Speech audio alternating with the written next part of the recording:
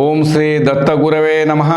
ದತ್ತಾಂಜನೇಯ ಕ್ಷೇತ್ರ ಶ್ರೀ ಕ್ಷೇತ್ರ ಒಡಿಯೂರು ಇಲ್ಲಿ ದಿನಾಂಕ 28 ನವೆಂಬರ್ 2025ರಿಂದ ದಿನಾಂಕ 4 ಡಿಸೆಂಬರ್ 2025 ತನಕ ದತ್ತ ಮಾಲಾಧಾರಿಗಳಿಂದ ನಾಮಜಪ ಕಾರ್ಯಕ್ರಮ ದತ್ತ ಮಹಾಯಾಗ ಸುಸಂಪನ್ನಗೊಂಡಿತು. ದಕ್ಷಿಣ ಕನ್ನಡ ಜಿಲ್ಲೆಯ ಬಂಟ್ವಾಳ ತಾಲೂಕಿನ ಶ್ರೀ ಕ್ಷೇತ್ರ ಒಡಿಯೂರು ದಕ್ಷಿಣ ಗಾಣಗಾಪುರ ಶ್ರೀ ಶ್ರೀ ಗುರುದೇವಾನಂದ ಸ್ವಾಮೀಜಿಯವರ ಅನುಗ್ರಹ ಮಾರ್ಗದರ್ಶನದಲ್ಲಿ ಸಾಧ್ವಿ ಶ್ರೀ ಮಾತಾನಂದಮಯ್ಯವರ ಶುಭಾಶೀರ್ವಾದಗಳೊಂದಿಗೆ ದಿನಾಂಕ 28 ನವೆಂಬರ್ 2025ರಿಂದ ದಿನಾಂಕ 4 ಡಿಸೆಂಬರ್ 2025 ತನಕ ಶ್ರೀ ದತ್ತ ಮಹಾಯಾಗ ಪೂರ್ಣಾಹುತಿ ಕಾರ್ಯಕ್ರಮ, ಅಂತೆಯೇ ಕೋಟಿ ದತ್ತ ಜಪ ಯಜ್ಞ, ಗುರುಲಕ್ಷ ದೀಪ ನಾಮಾವಳಿ ಇತ್ಯಾದಿ ಕಾರ್ಯಕ್ರಮಗಳು ಸಾಂಗವಾಗಿ ನೆರವೇರಿದವು. ಶ್ರೀ ದತ್ತಾಂಜನೇಯ ಸ್ವಾಮಿಗೆ ಈ ಸಂದರ್ಭ ವಿಶೇಷ ಅಲಂಕಾರ, ಪೂಜೆ, ಮಹಾಪೂಜೆ, ಮಹಾಮಂಗಳಾರತಿಗಳು ನೆರವೇರಿದವು. ಭಕ್ತರಿಗೆ ತೀರ್ಥ ಪ್ರಸಾದ, ಅನ್ನದಾನ ಕಾರ್ಯಕ್ರಮವು ಸಾಂಗವಾಗಿ ನೆರವೇರಿತು. ಒಟ್ಟಿನಲ್ಲಿ 7 ದಿನ ಜರುಗಿದ ವಿಶೇಷ ಕಾರ್ಯಕ್ರಮದಲ್ಲಿ ಹರಿಕಥೆ, ಯಕ್ಷಗಾನ ಸೇವೆಗಳು ನಡೆಯುವುದರೊಂದಿಗೆ ವಿಜೃಂಭಣೆಯಿಂದ ದತ್ತ ಜಯಂತಿ ಮಹೋತ್ಸವ ಸುಸಂಪನ್ನಗೊಂಡಿತು. ಓಂ ಸ್ವಸ್ತಿ.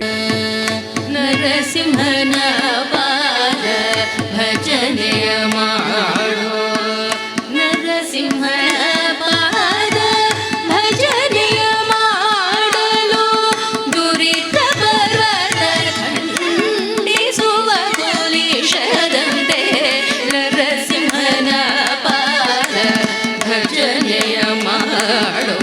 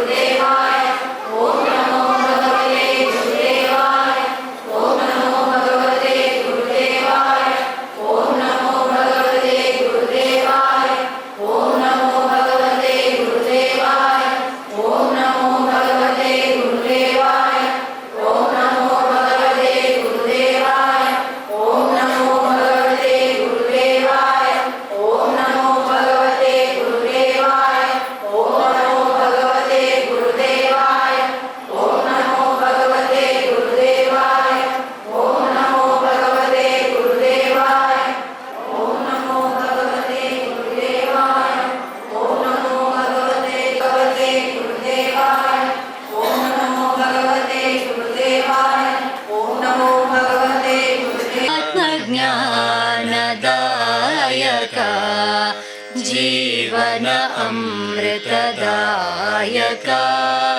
आत्मज्ञानदायक।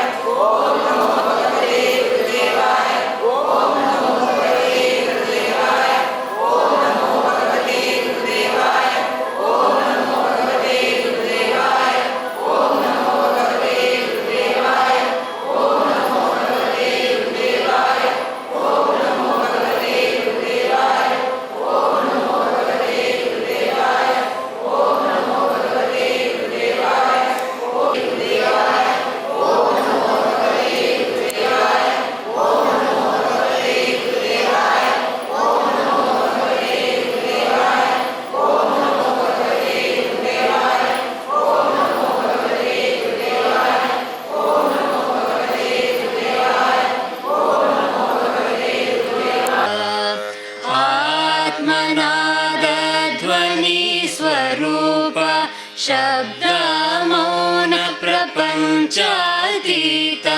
आत्मनाद ध्वनि स्वरूप शब्द मौन प्रपंचातीत अतीतोतीत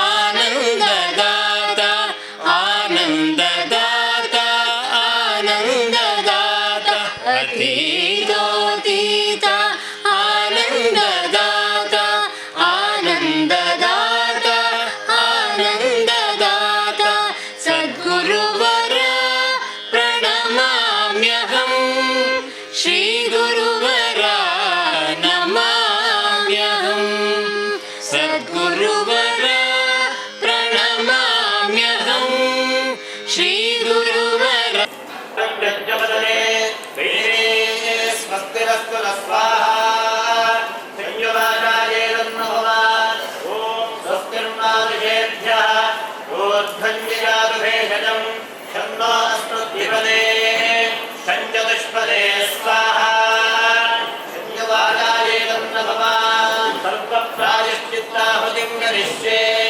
ॐ ऊर्ध्ववस्सुव स्वाहा प्रजापतय इदं नमः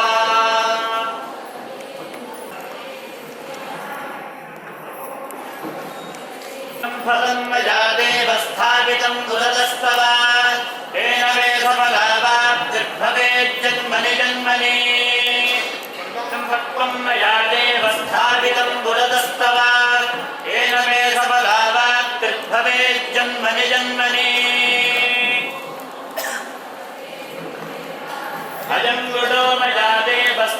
इतः पुरतस्तव तेन मे सफलादाप्तिर्भवेज्जन्मनि जन्मनि इदं पुष्पं मया देव स्थापितं पुरतस्तव तेन मे सफलादाप्तिर्भवेज्जन्मनि जन्मनि इतः पूर्वं प्राणबुद्धिदेहधर्माधिकारतः व्याघ्रस्वप्नसृजत्यवस्थासु मनसा वाचा कर्मणा हस्ताभ्याम् प्रत्यामुदनेन शिष्णा यः स्मृतं यत्कृत्वाहेषते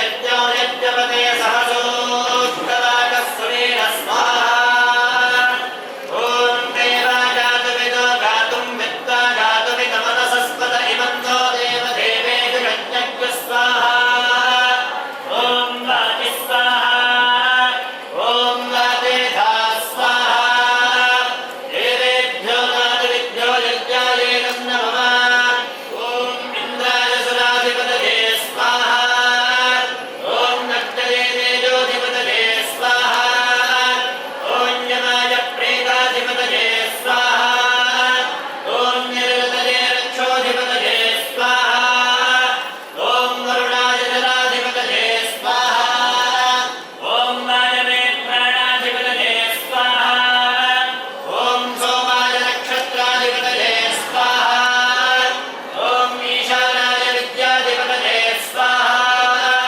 ॐ नन्दाय नागाधिपतये स्वाहा ॐ ब्रह्मणे लोकाधिपतये स्वाहा ॐ तरभृताय जातमग्निं कविगुं सम्राजपति सिञ्चनागाभासं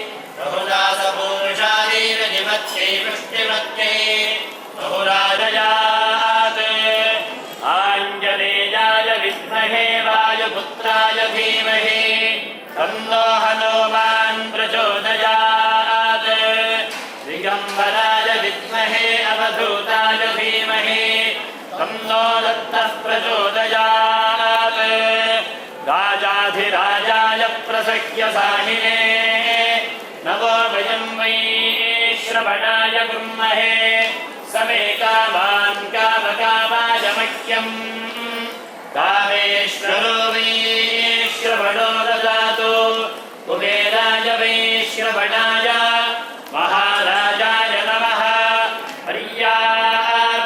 पर्याप्यानन्तराजाय सर्वस्तोमोतिरात्र उत्तममहद्भवति सर्वस्य ते सर्वस्य यज्ञै सर्वदेवदेवाप्नोति सर्वं जयते यो वेदादौ स्वरः प्रोक्तो वेदान्ते च प्रतिष्ठितः प्रणमाम्यहं श्रीगुरुवरा नमाम्यहं श्रीगुरुवरा नमाम्यहं श्रीगुरुवरा नमाम्यहं जीवन अमृतदायक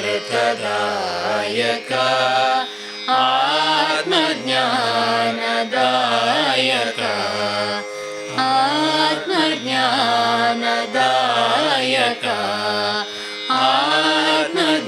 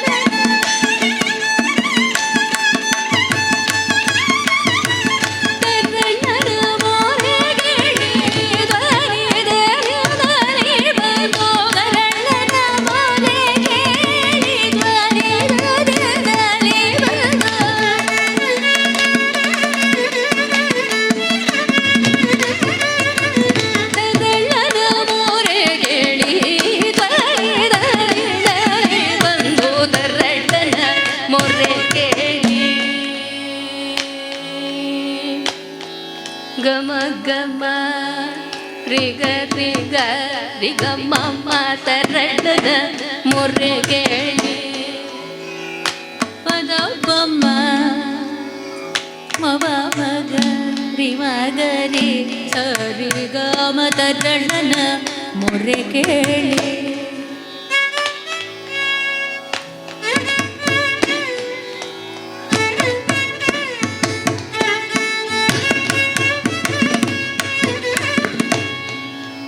ಮಗಮ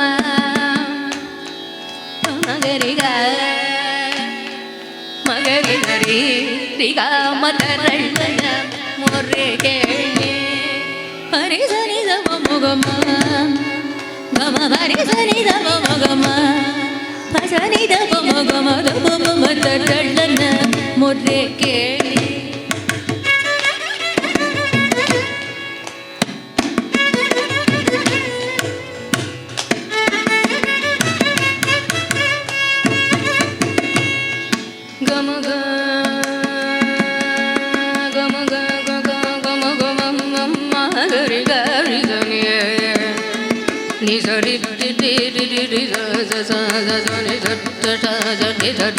ನಿಸರಿ ಗಮ ಗಮ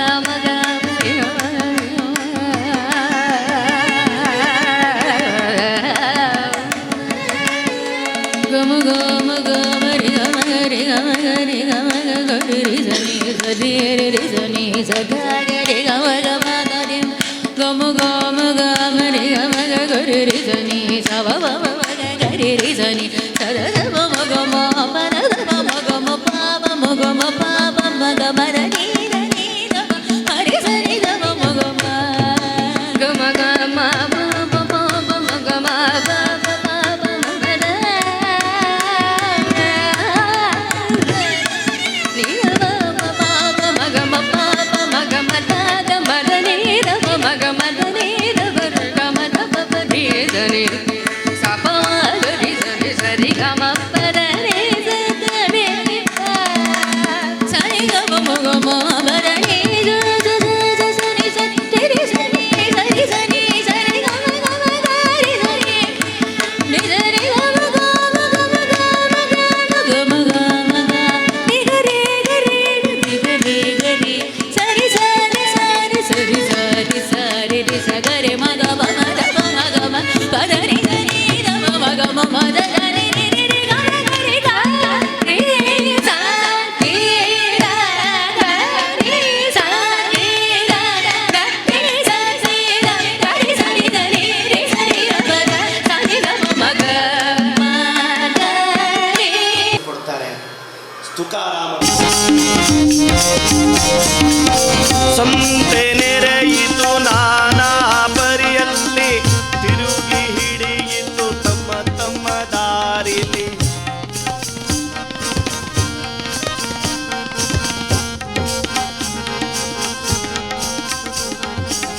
ವಸತಿಗಾರನು ವಸತಿಗೆ ಬಂದಂತೆ ಹೊತ್ತರೆದ್ದು ಹೊರಟು ಹೋದಂತೆ ಸಂಸಾರ ಪಾಶವ ನೀನೇ ಬಿಡಿಸಯ್ಯ ಪುರಂದರ ವಿಠಲ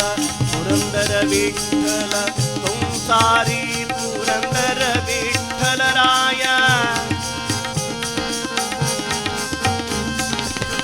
ದೂರದ ಊರಿಗೆ ನಾವು ಹೋಗಿದ್ದೇವೆ, ಒಂದು ಟೂರ್ ಹೋಗಿದ್ದೇವೆ ನಾವು ದೂರದ ಊರಿಗೆ, ಉತ್ತರ ಭಾರತ ಯಾತ್ರೆ. ಅಲ್ಲಿ ಹೋದಾಗ ಇರ್ಲಿಕ್ಕೊಂದು ಲಾಡ್ಜ್, ಒಂದು ವಸತಿ ಗೃಹದಲ್ಲಿ ನಾವು ಒಂದು ರೂಮ್, ಒಂದು ಕೊಠಡಿಯನ್ನು ಬುಕ್ ಮಾಡಿಟ್ಟಿದ್ದೇವೆ. ಅಲ್ಲೋಗಿ ಕುಳಿತುಕೊಂಡಿದ್ದೇವೆ. ನಾವು ಅಲ್ಲೇ ಇರ್ತೇವೆ ಸಾಯೋ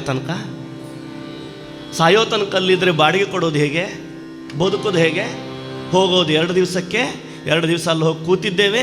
ಅಲ್ಲಿರುವ ದೇವಸ್ಥಾನಗಳನ್ನು ಇಲ್ಲ ಯಾವುದೊಂದು ರಮಣೀಯ ಸ್ಥಾನಗಳನ್ನು ನಾವು ನೋಡಿದ್ದೇವೆ. ಆಮೇಲೆ ತಿರುಗಿ ನಮ್ಮ ಮನೆಗೆ ಬರ್ತೇವೆ. ಮನೆಗೆ ಬರ್ತೇವಲ್ಲ, ಮನೆಗೆ ಬರಲೇಬೇಕು. ಇದನ್ನೇ ಜೀವನ ಅಂತ ಕರೀತಾರೆ. ಪರಿಪರಿಯ ಚಿಂತೆಯಲ್ಲಿ ಬೆಂದು ಬೀಳುವ ಈ ಬದುಕನ್ನ ಚಿಂತೆ ಇಲ್ಲದಂತೆ ನಾವು ಬದುಕಬೇಕಲ್ಲ, ಜೀವನವನ್ನು ಉಜ್ಜೀವನ ಮಾಡಬೇಕಲ್ಲ, ಅದೇ ಮುಕ್ತಿಯ ಪದವಿ. ಎಂತೂ ಮುಕ್ತನಾಗಬೇಕಣ್ಣ ಅಂತ ಹೇಳ್ತಾರೆ. ದೇಹ ಸುಡುವ ಚಿಂತೆ ನಮಗೆ ಬೇಡ, ಮುಕ್ತಿಗೆ ದಾರಿ ತೋರುವ ಚಿಂತೆ ನಮಗೆ ಬೇಕು, ಮೋಕ್ಷದ ದಾರಿಯ ಚಿಂತೆ ನಮಗೆ ಬೇಕು. ಚಿಕ್ಕ ಪುಟ್ಟವರಿಲ್ಲದಿಹ ಚಿಂತೆ, ನೆರೆ ಹೊರೆಯ ಮನೆಯೊಳು ಒಕ್ಕಲಿರುವರ ಮಾತುಗಳ ಚಿಂತೆ.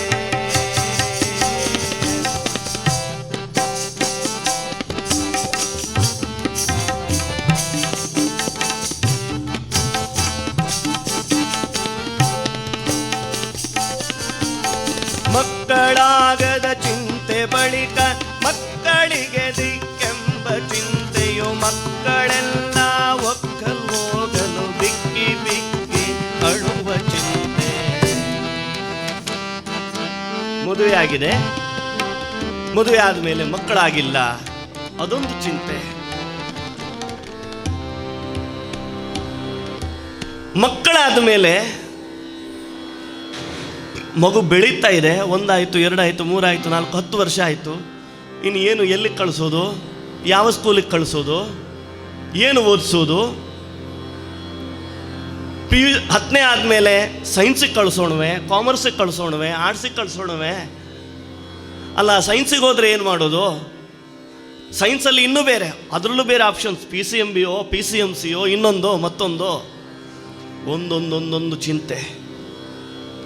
ಇದರೆಲ್ಲದ್ರ ಮಧ್ಯೆ ಆ ಮಗು ಕುಳಿತುಕೊಂಡು ನೋಡ್ತಾ ಇದೆ, ಅಲ್ಲ ನನಗೆ ಬೇಕಾಗಿ ಓದೋದು, ಇಲ್ಲ ಅಪ್ಪ ಅಮ್ಮನಿಗೆ ಬೇಕಾಗಿ ಓದೋದು. ಪ್ರಪಂಚ ಯಾಂತ್ರೀಕೃತವಾಗಿದೆ. ಮಕ್ಕಳಿಗೆ ದಿಕ್ಕೆಂಬ ಚಿಂತೆಯು ಆಯಿತು. ಮಕ್ಕಳಿಗೆ ಕಷ್ಟಪಟ್ಟು ಬೇಕಾದಷ್ಟು ವಿದ್ಯೆಯನ್ನೆಲ್ಲ, ನಮ್ಮ ಎಲ್ಲ ಒಂದು ಸಾಮರ್ಥ್ಯವನ್ನು ದಾರೆ ಎರೆದು ಬೇಕಾದಷ್ಟು ನಮ್ಮಲ್ಲಿರತಕ್ಕಂತಹ ನಾವು ಸಂಭಾವಳಿಸಿದ ಎಲ್ಲ ದುಡ್ಡನ್ನು ಖರ್ಚು ಮಾಡಿ ವಿದ್ಯೆ ಕೊಡ್ತೇವೆ. ಒಂದು ದಿವಸ ಆ ಮಗು ಎದ್ದು ಅದರ ಉನ್ನತಿಯನ್ನು ನೋಡಬೇಕಲ್ಲ. ಒಂದು ಪರದೇಶಕ್ಕೋ ಮತ್ತೊಂದು ಊರಿಗೋ ಹೊರವರಿಗೋ ಹೋಗ್ತದೆ. ಮಕ್ಕಳೆಲ್ಲ ಒಕ್ಕಲು ಹೋಗಲು ಬಿಕ್ಕಿ ಬಿಕ್ಕಿ ಅಳುವ ಚಿಂತೆ. ಇದನ್ನು ಜೀವನ ಅಂತ ಕರೀತಾರೆ.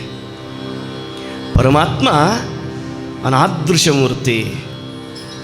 ಪರಮಾತ್ಮ ಹೇಗೆ ಕೊಡ್ತಾನೋ ಹಾಗೇ ತೆಗೆದುಕೊಳ್ತಾನೆ. ಪರಮಾತ್ಮನಿಗೆ ಕೊಡ್ಲಿಕ್ಕೂ ಗೊತ್ತುಂಟು, ತೆಗೆದುಕೊಳ್ಳಿಕ್ಕೆ ಗೊತ್ತುಂಟು. ದಾಸರು ಸುಂದರವಾಗಿ ಯುಗಾಭೋಗದಲ್ಲಿ ಹೇಳ್ತಾರೆ, ಒಂದು ಕಾಲದಲ್ಲಿ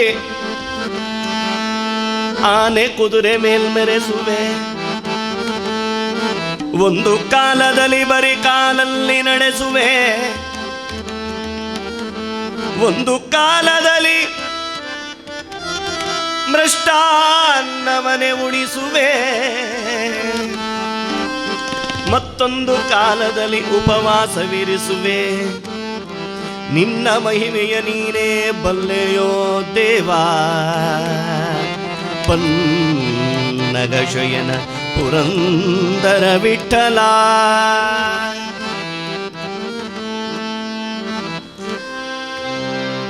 ಒಂದು ಕಾಲದಲ್ಲಿ ಆನೆ ಕುದುರೆ ಮೇಲೆ ಮೆರೆಸುವೆ. ನಾವೊಂದು ಪಲ್ಸರ್ ಬೈಕ್ ತೊಗೊಳ್ತೇವೆ, ಚಂದದ ಬೈಕ್ ಒಂದು ಬೇಕು ನಮಗೆ.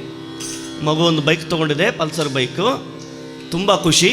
ಒಂದು ದೇವಸ್ಥಾನಕ್ಕೆ ಹೋಗಿ ಪೂಜೆ ಎಲ್ಲ ಮಾಡಿ, ಹಣ್ಣುಕಾಯಿ ಎಲ್ಲ ಮಾಡಿ, ತೆಂಗಿನಕಾಯಿ ಎಲ್ಲ ಒಡೆದು, ಲಿಂಬೆ ಹಣ್ಣೆಲ್ಲ ತುಂಡು ಮಾಡಿ, ಅದರೆಲ್ಲ ಓಡಿಸಿ, ಅದರ ದೃಷ್ಟಿಯೆಲ್ಲ ತೆಗೆದು ಎಲ್ಲ ಆಗಿ ತಂದು ದೇವಸ್ಥಾನಕ್ಕೆ ಒಳಗೆ ಹೋಗಿ ದೇವರಿಗೊಂದು ಕಾಣಿಕೆ ಹಾಕಿ ತುಂಬ ಖುಷಿಯಲ್ಲಿ ಹೋಗಿ ಬಂದಿದ್ದ. ಹೊರಗೆ ಬಂದು ನಿಂತಾಗ ನೋಡ್ತಾನೆ, ಪಲ್ಸರ್ ಬೈಕಿನ ಪಕ್ಕದಲ್ಲಿ ಒಂದು ರಾಯಲ್ ಎನ್ಫೀಲ್ಡ್ ದೊಡ್ಡ ಬೈಕ್ ಬಂದು ನಿಂತಿದೆ. ಇವನು ಏನಾಯಿತು, ಪಲ್ಸರ್ ಬೈಕ್ ತಗೊಂಡ ಖುಷಿಯೆಲ್ಲ ಹೋಯಿತು, ನನಗೆ ರಾಯಲ್ ಎನ್ಫೀಲ್ಡ್ ಬೈಕ್ ಬೇಕು ಅಂತ ಆಸೆ ಹುಟ್ಕೊಳ್ತು. ಇದು ಜೀವನ. ಒಂದನ್ನು ಪಡೆದುಕೊಂಡಾಗ ಅಲ್ಲಿಗೆ ಇನ್ನೊಂದು ಕಾಣ್ತದೆ, ಓ ಇದು ಏನಿಲ್ಲ ಅದು ಬೇಕು ಅಂತ ಹುಟ್ಕೊಳ್ತದೆ. ಹಾಗಾಗಿ ನಮ್ಮ ಜೀವನವನ್ನು ಉಜ್ಜೀವನ ಮಾಡಬೇಕು ಅಂತಿದ್ದರೆ ನಾವು ನಮ್ಮದನ್ನು ತ್ಯಾಗ ಮಾಡಬೇಕು, ತ್ಯಾಗದಲ್ಲಿ ಸಂತೋಷವನ್ನು ಕಾಣಬೇಕು. ಚೆನ್ನೈಯಲ್ಲಿ ಒಂದು 10-12 ವರ್ಷಗಳ ಹಿಂದೆ ಬಹಳ ದೊಡ್ಡ ಒಂದು ಭೀಕರವಾದ ಸುನಾಮಿ ಬೀಸಿದ್ದು ನಮಗೆಲ್ಲ ಗೊತ್ತಿದೆ. ಆ ಸಮಯದಲ್ಲಿ ಒಬ್ಬರು LICಯಲ್ಲಿ ಬಹಳ ದೊಡ್ಡ ಅಧಿಕಾರಿ ಇದ್ದರಂತೆ, ಚೂಡಾಮಣಿ ಪರಮೇಶ್ವರನ್ ಅಂತೇಳಿ LICಯಲ್ಲಿ ಅಧಿಕಾರಿ. ಚೂಡಾಮಣಿ ಅಂತ ಹೇಳೋರು ಅವರ ಹೆಂಡತಿ ಈಗಲೂ ಇದ್ದಾರೆ ಚೆನ್ನೈಯಲ್ಲಿ. ಅವರಲ್ಲಿ ದೂರವಾಣಿ ಮುಖೇನ ನಾನು ಮಾತನಾಡಿದ್ದೇನೆ. ಭೀಕರವಾದ ಸುನಾಮಿ ಬೀಸಿದ ಕಾಲ. ಆ ಸುನಾಮಿ ಬಂದ ದಿವಸ ಈ ಪರಮೇಶ್ವರನಿದ್ದು ಹುಟ್ಟುಹಬ್ಬ. 3 ಜನ ಮಕ್ಕಳು ಅವರಿಗೆ, 2 ಹೆಣ್ಣು 1 ಗಂಡು. ಈ ಮಗಳು ಏನು ಮಾಡ್ತಾಳೆ, ದೊಡ್ಡವಳು ಸ್ವಲ್ಪ ಪ್ರಾಯಪ್ರಬುದ್ಧಿ ಆಗಿದ್ಲು. ಅಪ್ಪನಿಗೆ ಚಹಾ ಅಂದರೆ ಭಾರಿ ಪ್ರೀತಿ. ರಾತ್ರಿ 12 ಗಂಟೆಗೆ ಸರಿಯಾಗಿ ಬಹಳ ಒಳ್ಳೆಯ ಒಂದು ಚಹಾ ಮಾಡಿ ಅಪ್ಪನಿಗೆ ಹುಟ್ಟುಹಬ್ಬದ ಶುಭಾಶಯಗಳನ್ನು ಹೇಳ್ತಾರೆ. ಇವಾಗೆಲ್ಲ ಹುಟ್ಟುಹಬ್ಬ ಅಂತ ಹೇಳಿದ್ರೆ ಭಯಂಕರ ಚೆನ್ನಾಗಿರ್ತಾರೆ ಅಲ್ವೇ? ಅಂಗಡಿಗೆಲ್ಲ ಹೋಗಿ ಜಸ್ಟ್ ಬೇಕೋ 7-7 ಹೋಗಿ ಕೇಕೆಲ್ಲ ತೊಗೊಂಡು ಬಂದು ತಂದು ಅದಾದಮೇಲೆ ಅದರೊಂದು ಝರ್ರ್ ಅಂತ ಹೇಳಿ ಒಂದು ಹಾರೋದೆಲ್ಲ ಇರ್ತದೆ. ಮೊದಲೆಲ್ಲ ನಮ್ಮಲ್ಲೆಲ್ಲ ಹುಟ್ಟುಹಬ್ಬ ಅಂತ ಹೇಳಿದ್ರೆ ಏನು ಅಂತ ಹೇಳಿದ್ರೆ ತುಪ್ಪದ ದೀಪವನ್ನು ಹಚ್ಚಿ ಆರತಿ ಮಾಡ್ತಾಯಿದ್ರು. ಜನ್ಮದಿನಮಿದಂ ಅಂಥೇಳಿ ಸಂಸ್ಕೃತದಲ್ಲೆಲ್ಲ ಹೇಳ್ತಾಯಿದ್ರು. ತುಪ್ಪದ ದೀಪ ಯಾಕೆ ಹಚ್ಚಬೇಕು ಅಂತ ಹೇಳಿದ್ರೆ ತುಪ್ಪವನ್ನು ತೇಜೋದ್ರವ್ಯ ಅಂತ ಕರೀತಾರೆ. ಅದು ನಮ್ಮ ಮೇಧಾಶಕ್ತಿಯನ್ನು ಹೆಚ್ಚಿಸ್ತದೆ. ಈ ದೇವಸ್ಥಾನಗಳೆಲ್ಲ ಯಾಕೆ ತುಪ್ಪ ದೀಪ ಹಚ್ತಾರೆ, ಮನೆಯಲ್ಲೆಲ್ಲ ತುಪ್ಪ ದೀಪ ಯಾಕೆ ಹಚ್ಚಬೇಕು ಅಂತ ಹೇಳಿದ್ರೆ ನಮ್ಮ ತೇಜಸ್ಸು ವೃದ್ಧಿ ಆಗ್ತದೆ ಅಂಥೇಳಿ, ನಮ್ಮ ಮೇಧಾಶಕ್ತಿ ವೃದ್ಧಿ ಆಗ್ತದೆ ಅಂಥೇಳಿ. ಈ ಮೇಧಾಸೂಕ್ತ ಅಂಥೇಳಿ ಋಗ್ವೇದದಲ್ಲೊಂದು ಸೂಕ್ತ ಬರ್ತದೆ. ಆ ಮೇಧಾಸೂಕ್ತವನ್ನು ಆಧಾರವಾಗಿಟ್ಕೊಂಡು ಆ ಮೇಧಾಸೂಕ್ತದ ಪರಿಮಾಣದಲ್ಲಿ ಒಂದು ಹೋಮವನ್ನು ಮಾಡ್ತಾರೆ. ಅದಕ್ಕೆ ತುಪ್ಪವನ್ನೇ ಅಜ್ಜದ ಆಹುತಿಯನ್ನು ಕೊಡ್ತಾರೆ. ಯಾಕೆ ಅಂತ ಹೇಳಿದ್ರೆ ನಮ್ಮ ಮೇಧಾಶಕ್ತಿ ಹೆಚ್ಚಾಗಬೇಕು ಅಂತೇಳಿ, ಮಕ್ಕಳಿಗೆ ವಿವೇಕ, ಜ್ಞಾನ, ಪ್ರಜ್ಞೆ, ಬುದ್ಧಿಮತ್ತೆ ಹೆಚ್ಚಾಗಬೇಕು ಅಂತ ಹೇಳೋದಕ್ಕೆ ಮೇಧಾಸೂಕ್ತದ ಪರಿಮಾಣದಲ್ಲಿ ಹೋಮ ಮಾಡಬೇಕು ಅಂತೇಳಿ ಶಾಸ್ತ್ರ ನಮಗೆ ಋಗ್ವೇದದ ಪ್ರಮಾಣ ಕೊಡ್ತಾರೆ. ಆ ತೇಜೋದ್ರವ್ಯವನ್ನು ಹಚ್ಚಿ ಆರತಿ ಮಾಡಿಕೊಂಡು ಹುಟ್ಟುಹಬ್ಬದ ಶುಭಾಶಯಗಳನ್ನೆಲ್ಲ ಮೊದಲು ಹೇಳ್ತಾ ಇದ್ರು. ಇವಾಗೆಲ್ಲ ಬದಲಾವಣೆ ಆಗಿದೆ ಕಾಲ ಪ್ರಪಂಚ. ಆ ಕೇಕ್ ತಂದಿಟ್ಟು ಅದನ್ನು ಒಂದು ಚಾಕು, ಅದಕ್ಕೊಂದು ಮರದ ಚಾಕು ಬೇರೆ ಬರ್ತಾರೆ, ಹಿಡಿದು ತೊಗೊಂಡು ಮಾಡಿ ಅದರಲ್ಲಿ ಇವನು ಹ್ಯಾಪಿ ಬರ್ಡೇ ಅಂತೇಳಿ ಇವನು ಗಂಡ ಹೆಂಡತಿ ಗಂಡನಿಗೆ ಮಕ್ಕಳಿಗೆಲ್ಲ ತಿನ್ನಿಸಿ ಕೇಕೆಲ್ಲ ಮುಖಕ್ಕೆಲ್ಲ ಮಿರ್ಸಿ ರಕ್ಕಸ ವಿಕಾರ ರೂಪವನ್ನು ಕಂಡು ಅದನ್ನು ಹಿಡ್ಕೊಂಡು ಫೇಸ್ಬುಕ್ಕು ಅದು ವಾಟ್ಸಪ್ ಅಪ್ಲೋಡ್ ಮಾಡಿಕೊಂಡು ಎಂತೆಂಥ ಪ್ರಪಂಚ ವಿಚಿತ್ರಕ್ಕೆ ಹೋಗಿದೆ ನೋಡಿ. ಈ ಪರಮೇಶ್ವರನ ಮಗಳು ತಂದೆಗೆ ಪ್ರಿಯವಾದ ಚಹಾವನ್ನು ಮಾಡಿಕೊಡ್ತಾಳೆ ರಾತ್ರಿ 12 ಗಂಟೆಗೆ. ಅಪ್ಪ ನಿನ್ನ ಹುಟ್ಟುಹಬ್ಬದ ಶುಭಾಶಯಗಳು ಅಂಥೇಳಿ ಅಪ್ಪನಿಗೆ ಆರತಿ ಬೆಳಗ್ತಾಳೆ. 12 ಗಂಟೆಗೆ ಚಹಾ ಕೊಡ್ತಾಳೆ. ಅದಾದ ಮೇಲೆ ಮರುದಿವಸ ಅಪ್ಪ ಹೇಳ್ತಾನೆ, ಇವತ್ತು ಹುಟ್ಟುಹಬ್ಬ, ನಾನು ಕಚೇರಿಗೆ ರಜೆ ಹಾಕ್ತೇನೆ, ಇವತ್ತು ಆಫೀಸಿಗೆ ರಜೆ, ಇವತ್ತು ಎಲ್ಲರೂ ಕೂಡ ಒಂದು ತಿರುಗಾಡ್ಲಿಕ್ಕೆ ಹೋಗೋಣ, ಕಡಲ ತೀರಕ್ಕೆ, ಬೀಚಿಗೆ ಹೋಗೋಣ ಅಂಥೇಳಿ 3 ಜನ ಮಕ್ಕಳನ್ನು ಕರ್ಕೊಂಡು ತಂದೆ ಹೊರಡ್ತಾನೆ. ತಾಯಿ ಮನೆಯಲ್ಲಿರ್ತಾಳೆ. ಬಂಧು ಮಿತ್ರರೆಲ್ಲ ಬಂದಿದ್ದಾರೆ. ಎಲ್ಲರೂ ಸೇರಿಕೊಂಡು ಊಟ ಮಾಡೋಣ, ಎಲ್ಲರೂ ಒಟ್ಟಿಗೆ ಊಟ ಮಾಡೋಣ ಅಂಥೇಳಿ ಸಂತೋಷವಾಗಿ. ಅದು ಯಾವ ಗ್ರಹಾಚಾರಕ್ಕಾದಿತ್ತೋ ಗೊತ್ತಿಲ್ಲ, ವಿಧಿ ವಿಧಾತ ಪರಿಕಲ್ಪನೆಯನ್ನು ನಾವು ಕಂಡುಕೊಳ್ಳಿಕ್ಕೆ ಸಾಧ್ಯ ಇಲ್ಲ. ಇವರು ಸಮುದ್ರದ ತಟಾಕಕ್ಕೆ ಹೋಗಿದ್ದಾಗ ಭೋರ್ಗರೆವೆ ಸುನಾಮಿಗೆ ಈ ಪರಮೇಶ್ವರನ 3 ಜನ ಮಕ್ಕಳು ಸಮುದ್ರಕ್ಕೆ ಆಹುತಿ ಆಗ್ತಾರೆ. 3 ಮಕ್ಕಳು ಸಾಯ್ತಾರೆ. ಇವನು ಅದ್ಯಾವುದೋ ತೆಂಗಿನ ಮರಕ್ಕೆ ಗಟ್ಟಿಯಾಗಿ ಹಿಡ್ಕೊಂಡು ಇವ ಬದುಕಿದ ತಂದೆ. 3 ಮಕ್ಕಳು ನೀರಲ್ಲಿ ಕೊಚ್ಕೊಂಡು ಹೋದರು. ಮಕ್ಕಳ ಹೆಣವು ಕೂಡ ಸಿಗಲಿಲ್ಲ. ಅದೇನೋ ಎಲ್ಲ ಸರ್ಕಾರದ ರಕ್ಷಣಾ ವ್ಯವಸ್ಥೆಯ ಮುಖೇನವಾಗಿ ಮನೆಗೆ ಬರ್ತಾನೆ. ಮಕ್ಕಳಿಲ್ಲ, ಕೊಚ್ಕೊಂಡು ಹೋಗಿದ್ದಾರೆ. ಚೂಡಾಮಣಿಗೆ ಹುಚ್ಚಿಡದಾಗಿದೆ. 1-2 ದಿನಗಳ ಕಾಲ ಸುನಾಮಿಯ ಆರ್ಭಟ ಕಡಿಮೆ ಆದ ಮೇಲೆ ಸರ್ಕಾರ ನಿರ್ಗತಿಕರಿಗೆ ಬೇಕಾಗಿರತಕ್ಕಂತಹ ವಸತಿಯನ್ನು ವ್ಯವಸ್ಥೆಯನ್ನು ಮಾಡಿತ್ತು. ಅಲ್ಲೆಲ್ಲ ಹೋಗಿ ಮಕ್ಕಳನ್ನೆಲ್ಲ ಹುಡುಕಾಡ್ತಾರೆ. ಎಷ್ಟು ಹುಡುಕಾಡಿದ್ರು ಮಕ್ಕಳು ಸಿಗಲಿಲ್ಲ. ಮಕ್ಕಳು ನೀರಲ್ಲಿ ಕೊಚ್ಕೊಂಡು ಹೋಗಿ ಆಗಿದೆ. 16 ದಿನಗಳಾಗಿದೆ. ತಂದೆ ತಾಯಿಗಳು ವಿಷಣ್ಣವದನರಾಗಿದ್ದಾರೆ. ಪುತ್ರ ಶೋಕಂ ನಿರಂತರಂ ಅಂತ ಹೇಳ್ತಾರಲ್ಲ, ಹುಟ್ಟಿದ ಕರಳು ಬಳ್ಳಿಗಳು ಕಣ್ಣೆದರೆ ನೀರಿನಲ್ಲಿ ಆಹುತಿ ಆದರೆ ಯಾರಿಗೆ ತಡ್ಕೊಳ್ಳಿಕ್ಕೆ ಸಾಧ್ಯ? ಇಷ್ಟೆಲ್ಲ ಆಗಿದೆ. 16 ದಿನಗಳಾಗಿದೆ. ಒಂದು ದಿವಸ ಗಂಡ ಹೆಂಡತಿ ಇಬ್ಬರು ಮಕ್ಕಳೇ ಸತ್ತ ಮೇಲೆ ನಾವ್ಯಾಕೆ ಬದುಕೋದು, ನಾವು ಬೇಡ, ನಾವು ಸಾಯೋಣ ಅಂತ ನಿರ್ಣಯ ಮಾಡಿ ಗಂಡ ಹೆಂಡತಿ ಇಬ್ಬರು ಮಾತಾಡ್ಕೊಳ್ತಾರೆ. ನಾವು ಸಮುದ್ರದ ತಟಾಕಕ್ಕೆ ಮಕ್ಕಳು ಸತ್ತಿರುವ ಪ್ರದೇಶವನ್ನು ಒಂದು ಬಾರಿ ಹೋಗಿ ನೋಡಿ ಬರೋಣ, ಆಮೇಲೆ ನಾವಿಬ್ಬರು ಸಾಯೋಣ ಅಂಥೇಳಿ ಆ ಕಡಲ ಕಿನಾರೆಗೆ ಹೋದ್ರಂತೆ.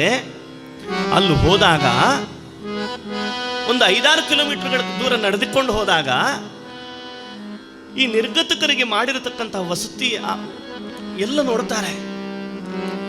ಅದೆಷ್ಟೋ ಮಕ್ಕಳಿಗೆ ಅಪ್ಪ ಅಮ್ಮಂದ್ರಿಲ್ಲ, ಅಪ್ಪ ಅಮ್ಮಂದ್ರು ನೀರಲ್ಲಿ ಕೊಚ್ಕೊಂಡು ಹೋಗಿದ್ದಾರೆ. ಅದೆಷ್ಟೋ ತಂದೆ ತಾಯಂದ್ರಿಗೆ ಮಕ್ಕಳಿಲ್ಲ, ಮಕ್ಕಳು ಕೊಚ್ಕೊಂಡು ಹೋಗಿದ್ದಾರೆ. ಗಂಡನಿಗೆ ಹೆಂಡತಿ ಇಲ್ಲ, ಹೆಂಡತಿಗೆ ಗಂಡನಿಲ್ಲ. ಇಂತಹ ವಿಪ್ಲವವಾದ ಪರಿಸ್ಥಿತಿ ಪ್ರಕೃತಿ ತಯಾರು ಮಾಡಿತ್ತಲ್ಲಿ. ಇದನ್ನೆಲ್ಲ ನೋಡಿರುವ ಹೆಂಡತಿ ಚೂಡಾಮಣಿ ಗಂಡನಲ್ಲಿ ಹೇಳ್ತಾಳೆ, ಸ್ವಾಮಿ ಸಾಯಬೇಕು ಅಂತೇಳಿ ನಾವು ಹೊರಟಿದ್ವಿ, ನಾವಿಬ್ರು ಸಾಯೋದು ಬೇಡ. ಪರಮೇಶ್ವರನ್ ಕೇಳ್ತಾನೆ, ಏನು ಮಾಡೋಣ ಹಾಗಾದರೆ? ನೋಡಿ, ದೇವರು ಕೊಟ್ಟಿರುವ 3 ಮಕ್ಕಳನ್ನು ನಾವು ಕಳ್ಕೊಂಡಿದ್ದೇವೆ.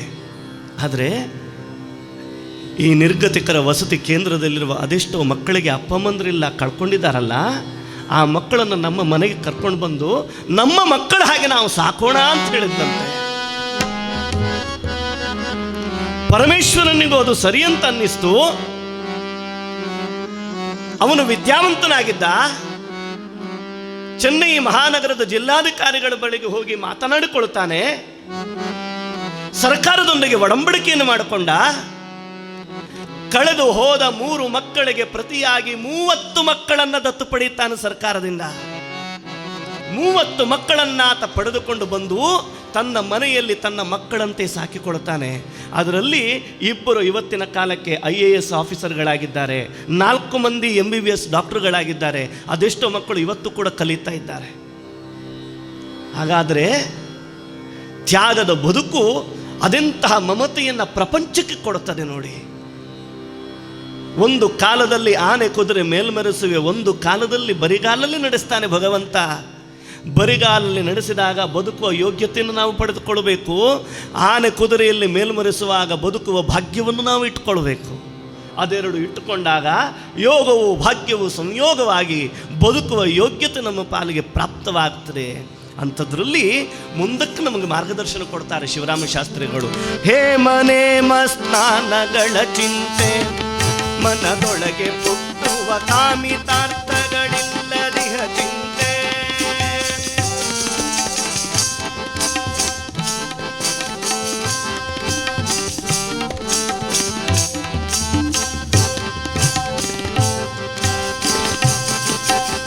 ಭಾಮೆಯಿಲ್ಲದ ಚಿಂತೆ ಭಾಮೆಗೆ, ಪ್ರೇಮವಿಲ್ಲದ ಚಿಂತೆ ಪ್ರೇಮ, ಹೇಮವಿಲ್ಲದ ಚಿಂತೆ ಹೇಮಗೆ, ಭೂಮಿಯಿಲ್ಲದ ಚಿಂತೆಯೊಳ್ಳ ಎಂತು ಮುಕ್ತನಾಗಬೇಕಣ್ಣ.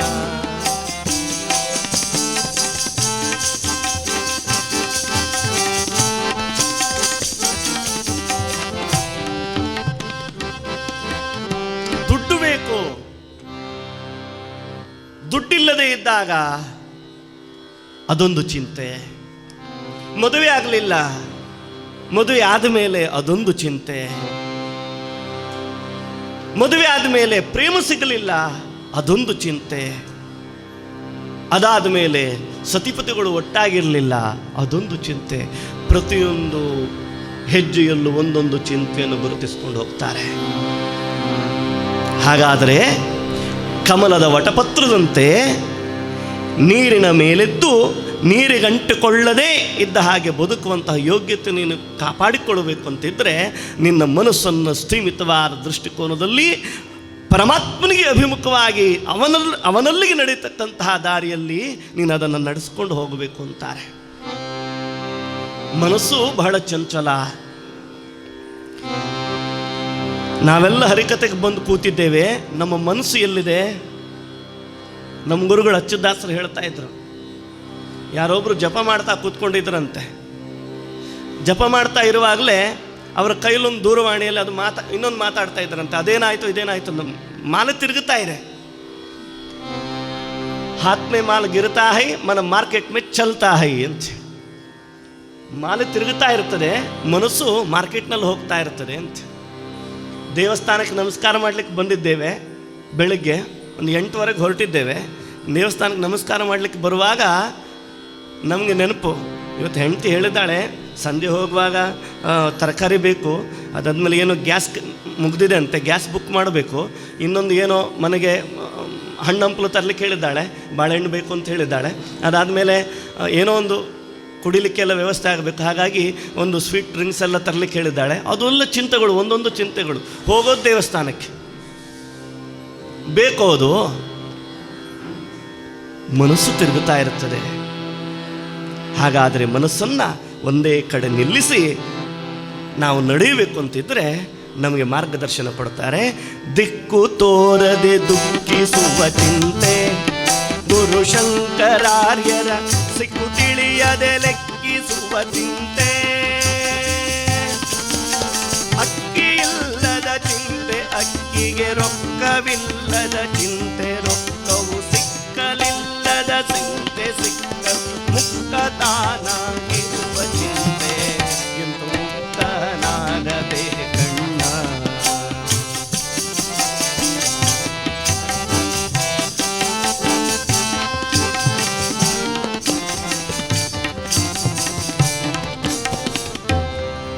ಮೋಕ್ಷ ಕಾರಣ ಸಾಮಗ್ರ್ಯಾಂ ಭಕ್ತಿರೇವ ಗರೀಯಸಿ ಸ್ವಸ್ವರೂಪಾನುಸಂಧಾನಾಂ ಭಕ್ತಿರಿತ್ಯ ವಿಧೀಯತೆ.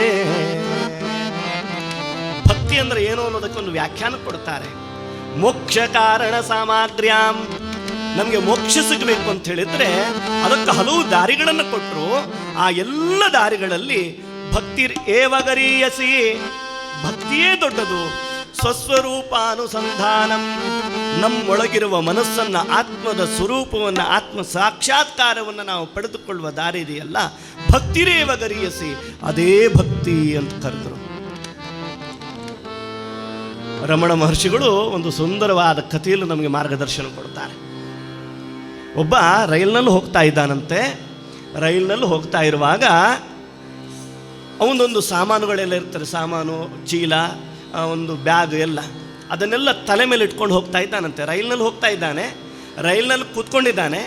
ಅವನ ಸೀಟ್ನಲ್ಲಿ ಕೂತ್ಕೊಂಡು ಅವನ ಸಾಮಾನೆಲ್ಲ ತಲೆ ಮೇಲೆ ಹೊತ್ಕೊಂಡು ಹೋಗ್ತಾ ಇದ್ದಾನೆ.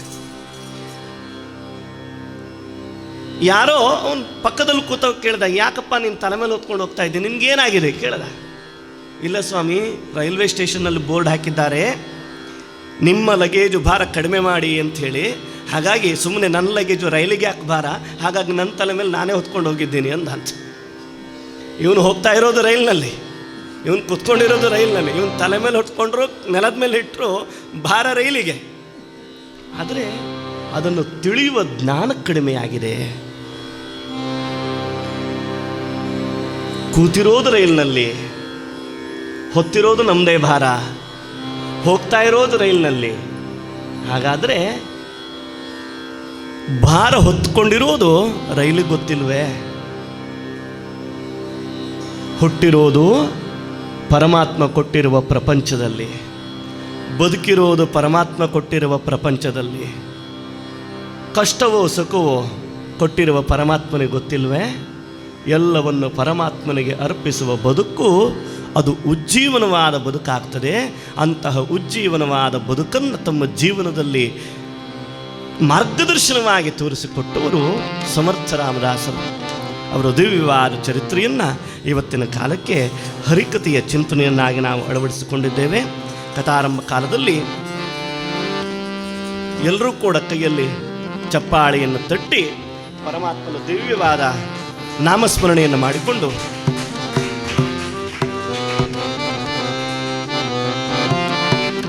ಅದಾದ ಮೇಲೆ ಕಥಾರಂಭಕ್ಕೆ ಅಣಿಯಾಗೋಣ ಎಂಬುದಾಗಿ ಕೇಳಿಕೊಂಡು, ಜಯ ಜಯ ದತ್ತಾತ್ರೇಯ ಗುರು, ಜಯ ಜಯ ಸನ್ಮತಿದಾತ ಗುರು,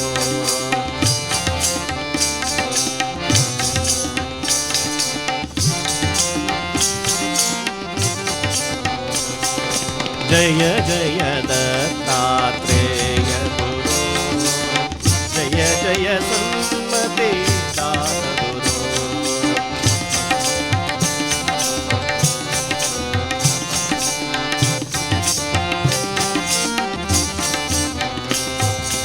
ಜಯ ದತ್ತಾತ್ರೇಯ ಪರಮ ಗುರು, ಜಯ ಜಯ ಗುರುವರ ವಂದ್ಯ ಗುರು, ಜಯ ದತ್ತಾತ್ರೇಯ ಪರಮ ಗುರು, ಜಯ ಜಯ ಗುರುವರ ವಂದ್ಯ ಗುರು, ಜಯ ಜಯ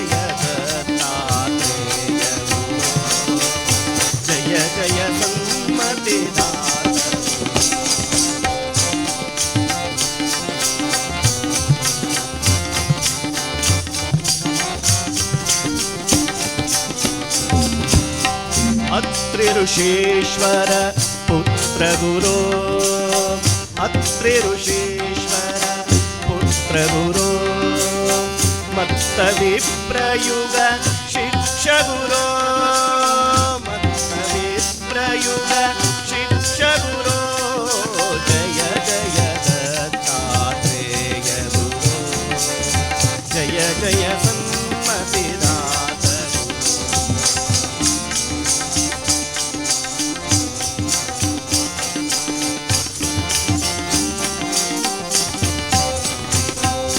ರಾಮಕೃಷ್ಣ ಗೋವಿಂದ ನಾರಾಯಣ,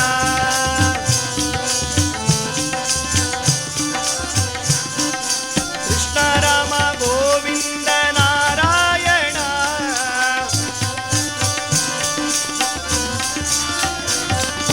ರಾಮಕೃಷ್ಣ ಗೋವಿಂದ ನಾರಾಯಣ,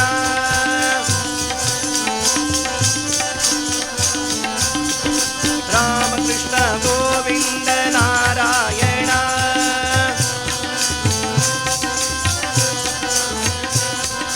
ವಿಠಲ ವಿಠಲ ಪಾಂಡುರಂಗ, ಜಯ ಜಯ ವಿಠಲ ಪಾಂಡುರಂಗ, ರಂಗ ರಂಗ ಪಾಂಡುರಂಗ, ಪಂಢರಿನಾಥ ಪಾಂಡುರಂಗ, ರಂಗ ರಂಗ ಪಾಂಡುರಂಗ, ಪಂಢರಿನಾಥ ಪಾಂಡುರಂಗ, ವಿಠಲ ವಿಠಲ ಜಯ ಜಯ ವಿಠಲ ವಿಠಲ ವಿಠಲ ಜಯ ಹರಿ ವಿಠಲ, ವಿಠಲ ವಿಠಲ ಜಯ ಜಯ ವಿಠಲ ವಿಠಲ ವಿಠಲ ಜಯ ಹರಿ ವಿಠಲ. रघुरामचंद्र महाराज की, सियावर रामचंद्र महाराज की, लक्ष्मी रमण गोविंदा. मारुति अवतार महायोगी रामदास उदार, मारुति अवतार महायोगी रामदास उदार.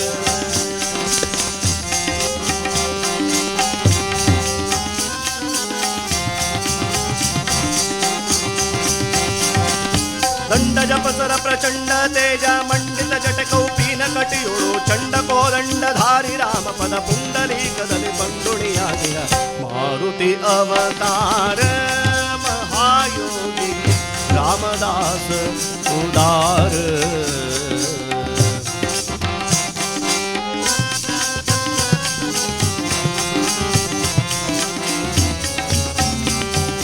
ಬಾಲ್ಯದಿ ಸಕಲ ಬಂಧನವ ಹರಿದು ಬಾಲೆಯ ಲಗ್ನ ಮಂಟಪವ ತೊರೆದು ಬಾಲಕಟ ಕಡೆ ಗ್ರಾಮದಿ ತೀರಿದು ಮೇಲೆ ಮಾರುತಿಯ ಕೃಪೆಯ ಪಡೆದು ಮಾರುತಿ ಅವತಾರ ಮಹಾಯೋಗಿ ರಾಮದಾಸ ಉದಾರ.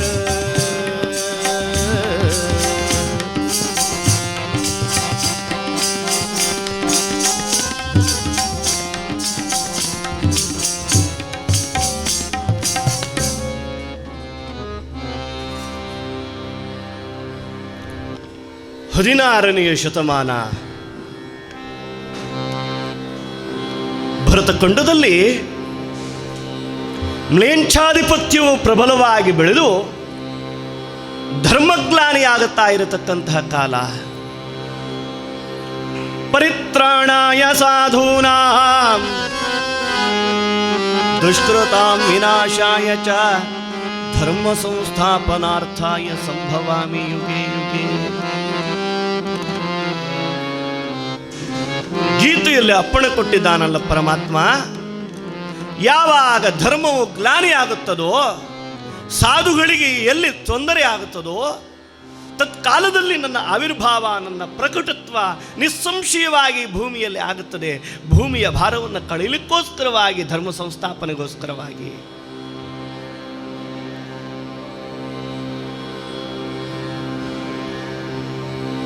ಧರ್ಮಗ್ಲಾನಿ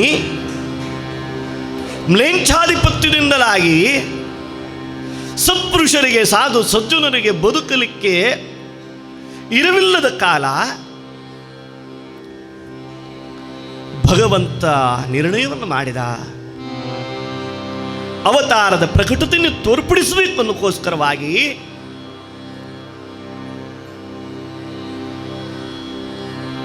ಜ್ಞಾನದೇವರು, ನಾಮದೇವರು ಜನಾಭಾಯ ಮುಕ್ತಾಭಾಯ ಅನ್ನಾಗಿಟ್ಟುಕೊಂಡು ಸಂತರ ಮಂಡಳಿಯು ಮಹಾರಾಷ್ಟ್ರದ ಪ್ರಾಂತ್ಯದಲ್ಲಿ ಬೆಳೆಯಿತು.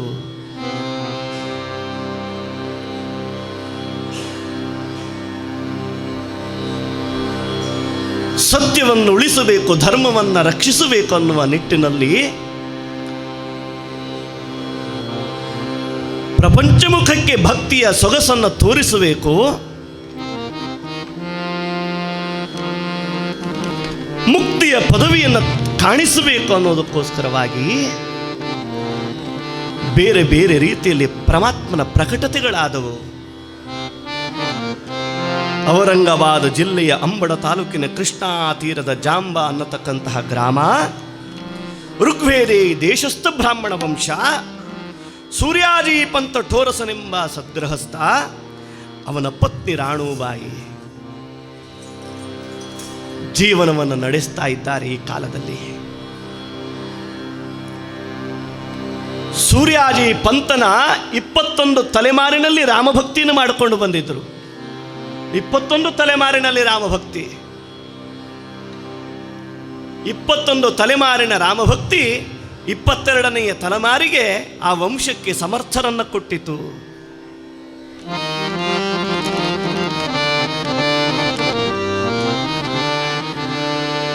ದಿವ್ಯವಾದ ತೇಜಸ್ಸು ನಮ್ಮ ವಂಶದಲ್ಲಿ ಹುಟ್ಟಬೇಕಂತಿದ್ರೆ ಆ ಸಂಕಲ್ಪ ದೀರ್ಘವಾಗಿರುತ್ತದೆ. ಸೂರ್ಯಾಜಿ ಪಂತನು ರಾಮೋಪಾಸನೆಯನ್ನು ಮಾಡುತ್ತಾ ಸೂರ್ಯನಾರಾಯಣನ ಉಪಾಸನೆಯನ್ನು ಮಾಡುತ್ತಾ ಇದ್ದ. ಸುತ್ತಲ 14 ಊರುಗಳ ಕುಲಕರ್ಣಿಯಾಗಿ ಶಾನುಭೋಗನಾಗಿ ಮೆರೆಯುತ್ತಾ ಇದ್ದ. ಜನತಾ ಜನಾರ್ದನನ ಸೇವೆಯನ್ನು ಮಾಡುತ್ತಾ ಇದ್ದ.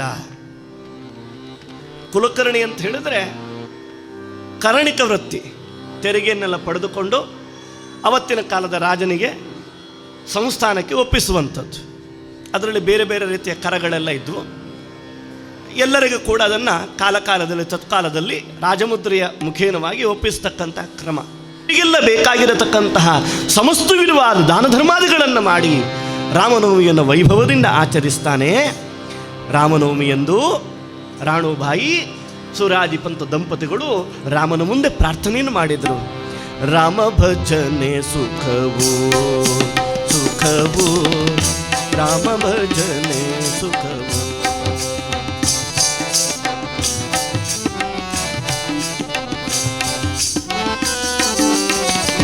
ರಾಮನೋಲಿದಗೆ ಪರಮ ಪದವು,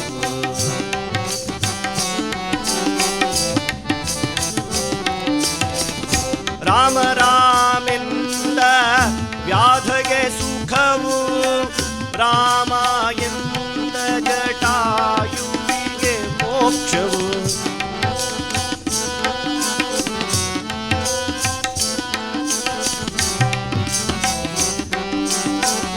ರಾಮನಾಮದ ಬಲವೇ ಬಲವು, ರಾಮ ಎನ್ನದಗೆ ಸಮಾನ ನಿಶ್ಚಯವು, ರಾಮ ಭಜನೆ ಸುಖವು.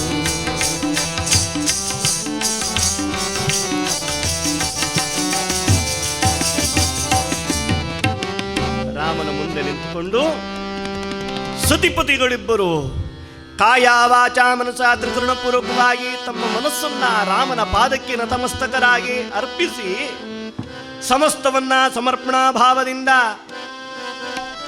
ಭಗವಂತನಿಗೆ ಅರ್ಪಿಸಿ ಪ್ರಾರ್ಥನೆಯನ್ನು ಮಾಡಿಕೊಂಡ್ರು. ಭಗವಂತ ಕುಲವನ್ನು ಬೆಳಗುವ ಒಂದು ಪುತ್ರರತ್ನವನ್ನ ಮತ್ತೊಂದು ಪುತ್ರರತ್ನವನ್ನು ನಮಗೆ ಅನುಗ್ರಹಿಸುವಂತ ಬೇಡಿಕೊಂಡ್ರು. ಗಂಗಾಧರನೆಂಬ ಒಬ್ಬ ಪುತ್ರ, 2 ವರ್ಷದ ಪುತ್ರ ಇದ್ದಾನೆ. ಜಗ ಬೆಳಗುವ ಪುತ್ರನೊಬ್ಬನನ್ನು ಕರುಣಿಸು ತಾಯಿ ಬೇಡಿಕೊಡ್ತಾಳೆ ರಣಾಬಾಯಿ. ಆ ದಿವಸ ರಾಮನವಮಿಯ ದಿನ ರಾತ್ರಿ ಮಲಗಿದ್ದಾಳೆ. ಅವತ್ತಿನ ದಿವಸ ಆಕೆ ಉಪವಾಸ ವ್ರತವನ್ನು ಮಾಡ್ತಾ ಇದ್ಲು. ನಮ್ಮಲ್ಲೆಲ್ಲ ರಾಮನವಮಿಗೆ ಕೋಸಂಬರಿ ಮತ್ತು ಪಾನಕ ನೈವೇದ್ಯ ಅಂತ ಇರುತ್ತದೆ. ಈ ಕಾಳುಮೆಣಸಿನ ಪಾನಕವನ್ನು ಮಾಡಿ ಅದಕ್ಕೆ ಬೆಲ್ಲ ಮತ್ತು ಕಾಳುಮೆಣಸಿನ ಹುಡಿಯನ್ನು ಮಾಡಿ ಭಗವಂತನಿಗೆ ಅದನ್ನು ನೈವೇದ್ಯ ಮಾಡ್ತಾರೆ. ಅದಾದ ಮೇಲೆ ಈ ಹೆಸರುಬೇಳೆ ಕೋಸಂಬರಿಯನ್ನು ಮಾಡಿ ಅದನ್ನು ನೈವೇದ್ಯ ಮಾಡ್ತಾರೆ. ಅವತ್ತಿನ ದಿವಸ ಅಷ್ಟನ್ನೇ ಉಂಡು, ಈ ಮಹಾರಾಷ್ಟ್ರದಲ್ಲೆಲ್ಲ ರಾಮನವಮಿ ದಿವಸ ಎಲ್ಲ ಹೋದರೆ ಎಲ್ಲ ಮನೆಗಳಲ್ಲೂ ಇದೇ ಇರ್ತದೆ, ಪಾನಕ ಮತ್ತು ಕೋಸಂಬರಿ. ಎಲ್ಲರ ಮನೆಯಲ್ಲೂ ಕೂಡ ಇದೇ ನೈವೇದ್ಯ ಅವತ್ತು ನಡೆಯುತ್ತಾ ಇರ್ತದೆ. ಅದನ್ನಷ್ಟೇ ಉಂಡು ರಾತ್ರಿಯ ಕಾಲ ನಿಶೀತ ಕಾಲದಲ್ಲಿ ಮಲಗಿದ್ದಾಳೆ ರಣಾಬಾಯಿ. ಆ ಸಮಯ ಸ್ವಪ್ನ ದೃಷ್ಟಾಂತವಾಗುತ್ತದೆ.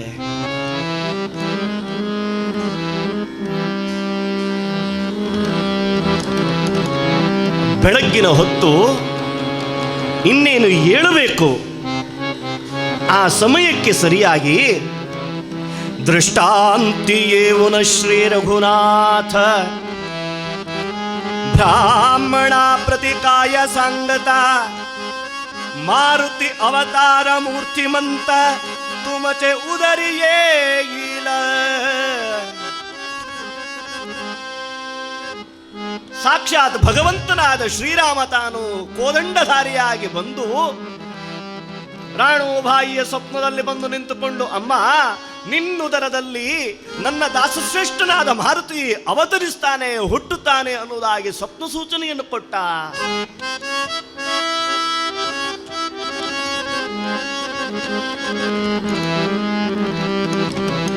ಆ ಕ್ಷಣಕ್ಕೆ ಎಚ್ಚರವಾಗಿದ್ದಾಳೆ, ಮೈಯೆಲ್ಲ ರೋಮಾಂಚಿತಳಾಗಿದ್ದಾಳೆ. ಬೆಳಗಾಗಿ ಎದ್ದವಳೆ ಗರ್ಭಗುಡಿಯಲ್ಲಿರುವ ದಿವ್ಯವಾದ ರಾಮಮೂರ್ತಿಗೆ ನಮಸ್ಕಾರವನ್ನು ಮಾಡಿ ಸ್ನಾನಾನ್ನಿಕಾದಿಗಳನ್ನು ಪೂರೈಸಿ ಬಂದು ತುಪ್ಪದ ದೀಪವನ್ನು ಹಚ್ಚಿ ಭಗವಂತನ ಮುಂದೆ ನಿಂತು, ಭಗವಂತ ನನ್ನ ಸ್ವಪ್ನ ನನಗೆ ಒದಗಿದ ಆ ಸ್ವಪ್ನ ಸತ್ಯವೇ ಅಂತ ಪ್ರಶ್ನೆ ಮಾಡಿದ್ಲು.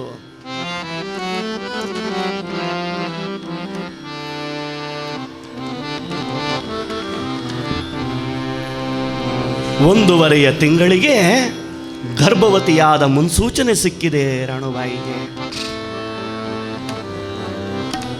ಉಲ್ಲಸಿತಳಾಗಿದ್ದಾಳೆ. ಸಹಜವಾದ ಬಯಕೆಗಳಿಲ್ಲ ಆಕೆಗೆ. ಏರಿ ಮಣೇಮಿ ತ್ರಂಬಕಿ ಜನಸ್ಥಾನಿ ಪುನಃ ಬೈಸೇನ ಪಂಚವಟಿಚೆ ಅನುಷ್ಠಾನಿ ಶ್ರೀರಾಮ ರೂಪೇಮಿ ಪ್ರಗಟೇನ ಹನುಮಾನಿ ಜಗದುದ್ಧಾರ ಕರಾವಯ. ಈ ಗರ್ಭವತಿ ಆದರೆ ಬಯಕೆ ಅನ್ನೋದು ಇರ್ತದೆ ಕೆಲವರಿಗೆಲ್ಲ. ಈ ಮಾತೆಯರಿಗೆಲ್ಲ ಗೊತ್ತಿರ್ತದೆ, ಕೆಲವರಿಗೆಲ್ಲ ಮಣ್ಣು ತಿನ್ನೋ ಬಯಕೆಯೂ ಕೂಡ ಆ ಸಮಯದಲ್ಲಿ ಬರ್ತದಂತೆ.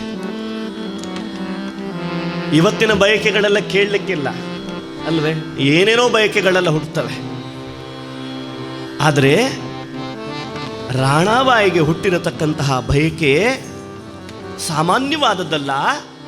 ಆಕೆ ಸೂರ್ಯಾಜಿ ಪಂತನಲ್ಲಿ ಹೇಳ್ತಾ ಇದ್ದಾಳೆ, ಸ್ವಾಮಿ ಗೋದಾವರಿ ತೀರದ ಪಂಚವಟಿಗೆ ಹೋಗಿ ದರ್ಶನ ಮಾಡಿ ಬರೋಣ.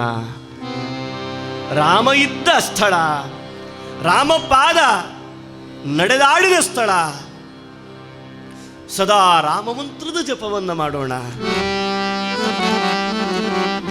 ಯಾರು ಮನೆಗೆ ಬಂದರೂ ಇದ್ದದ್ದೆಲ್ಲವನ್ನು ಕೊಟ್ಟು ಬಿಡಬೇಕನ್ನೋ ಮನಸ್ಸು ಹಾಕಿದ್ದು. ಯಾವುದು ಬೇಡ ಆಕೆಗೆ, ಯಾವುದರ ಬಯಕೆ ಆಕೆಗಿಲ್ಲ. ಬಂದವರಿಗೆ ಏನು ಬೇಕೋ ಅದನ್ನು ಕೊಟ್ಟು ಕಳೆಯುತ್ತಾ ಇದ್ದಾಳೆ, ಸಂತೋಷದಲ್ಲಿದ್ದಾಳೆ. ಆಕೆಯ ಸಂತೋಷವನ್ನು ನೋಡಿ ಸೂರ್ಯಾಜಿ ಪಂತನು ಕೂಡ ಸಂತೋಷ ಪಟ್ಟುಕೊಂಡ. ಶಾಲಿವಾಹನ ಶಕ 1530 ಕಾಲ, 1608 ಇಸವಿ, ಚೈತ್ರ ಶುದ್ಧ ನವಮಿ, ರಾಮಚಂದ್ರ ಯಾವ ದಿವಸ ಅವತರಿಸಿದ್ದನಲ್ಲ ರಾಮನವಮಿ ಎಂದು, ಆ ಅವತರಿಸಿದ ದಿನ ಮಧ್ಯಾಹ್ನ ರಾಣುಬಾಯಿಯ ಗರ್ಭ ಸುಧಾಂಬುದಿಯಲ್ಲಿ ಪುತ್ರ ರತ್ನ ಜನಿಸಿದೆ. ರಘುರಾಮಚಂದ್ರ ಮಹಾರಾಜ ಕೀ. ಕೃತೇತು ಮಾರುತಾಖ್ಯಶ್ಚ ತ್ರೇತಾಯಾಂ ಪವನಾತ್ಮಜಃ ದ್ವಾಪರೇ ಭೀಮಸೇನಶ್ಚ ರಾಮದಾಸಃ ಕಲೌ ಯುಗೇ. ಪುತ್ರೋತ್ಸವ ಸೂರ್ಯಾಜಿಪಂತನ ಮನೆಯಲ್ಲಿ ಅತೀವವಾದ ಆನಂದ. ಜಾತಕರ್ಮಾದಿ ಸಂಸ್ಕಾರಗಳನ್ನ 12ನೆಯ ದಿನದಲ್ಲಿ ನಡೆಸಿ ಆ ಮಗುವಿಗೆ ದಿವ್ಯವಾದ ನಾರಾಯಣ ಎಂಬ ನಾಮಧೇಯವನ್ನಿಟ್ಟಿದ್ದಾರೆ. ನಾಮಕರಣವನ್ನು ಮಾಡಿದ್ರು. ಆ ಮಗುವನ್ನ ತೊಟ್ಟಿಲಲ್ಲಿಟ್ಟಿದ್ದಾರೆ. ತೊಟ್ಟಿಲಲ್ಲಿ ತೂಗುತ್ತಾ ಇದ್ದಾರೆ. ರಾಣು ಬಾಯಿಯು ಸೇರಿದಂತೆ 5 ಜನ ಪಂಚಮುತ್ತೈದೆಯರು ಸೇರಿಕೊಂಡು ಆ ಮಗುವನ್ನ ತೊಟ್ಟಿಲಲ್ಲಿ ಇಟ್ಟಿದ್ದಾರೆ. ಜೋಗುಳವನ್ನು ಹಾಡುತ್ತಾ ಇದ್ದಾರೆ. ಜೋ ಜೋ ಜೋ ಜೋ ಜೋ ರಾಮ ರಾಮ ಕೌಸಲ್ಯ ಲಾಲಿತ ಜೋ ಮೇಘ ಶ್ಯಾಮ ಜೋ ಜೋ.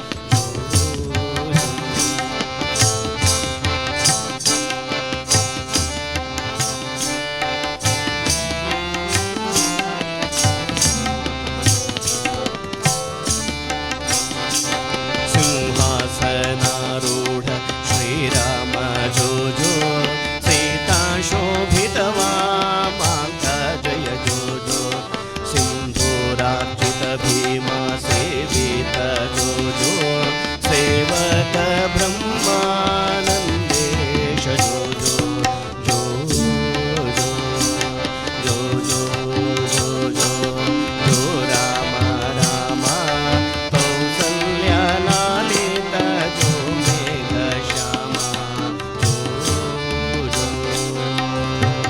ಮುತ್ತೈದೆಯರೆಲ್ಲ ಸೇರಿಕೊಂಡು ತೊಟ್ಟಿಲಲ್ಲಿಟ್ಟು ಆ ಮಗುವನ್ನು ತೂಗುತ್ತಾ ಇದ್ದಾರೆ. ಅತಿ ಚಪಲ ತೀಕ್ಷ್ಣ ಬುದ್ಧಿ, ಹುಟ್ಟುತ್ತಲೇ ಅತೀವವಾಗಿರತಕ್ಕಂತಹ ಉತ್ಸಾಹದಿಂದ ಹುಟ್ಟಿರುವ ಮಗುವಿನಂತೆ ಆ ಮಗು ಬೆಳೀತಾ ಇದೆ.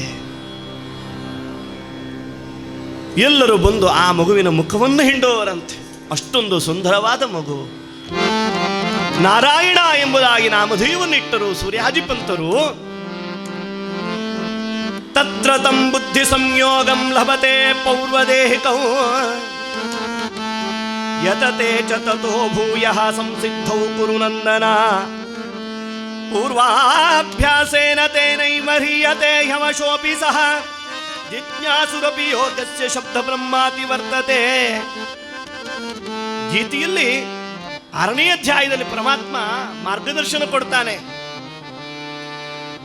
ಹಿಂದಿನ ಜನ್ಮದಲ್ಲಿ ಸಂಗ್ರಹಿಸಿದ ಬುದ್ಧಿ ಸಂಯೋಗ, ಸಮತ್ವರೂಪಿ ಯೋಗದ ಸಂಸ್ಕಾರವನ್ನು ಆಯಾಸವಿಲ್ಲದೆ ಆ ಸಂಯೋಗದ ಕಾಲದಿಂದ ಆತ ಪಡೆಯುತ್ತಾನೆ ಅಂತ.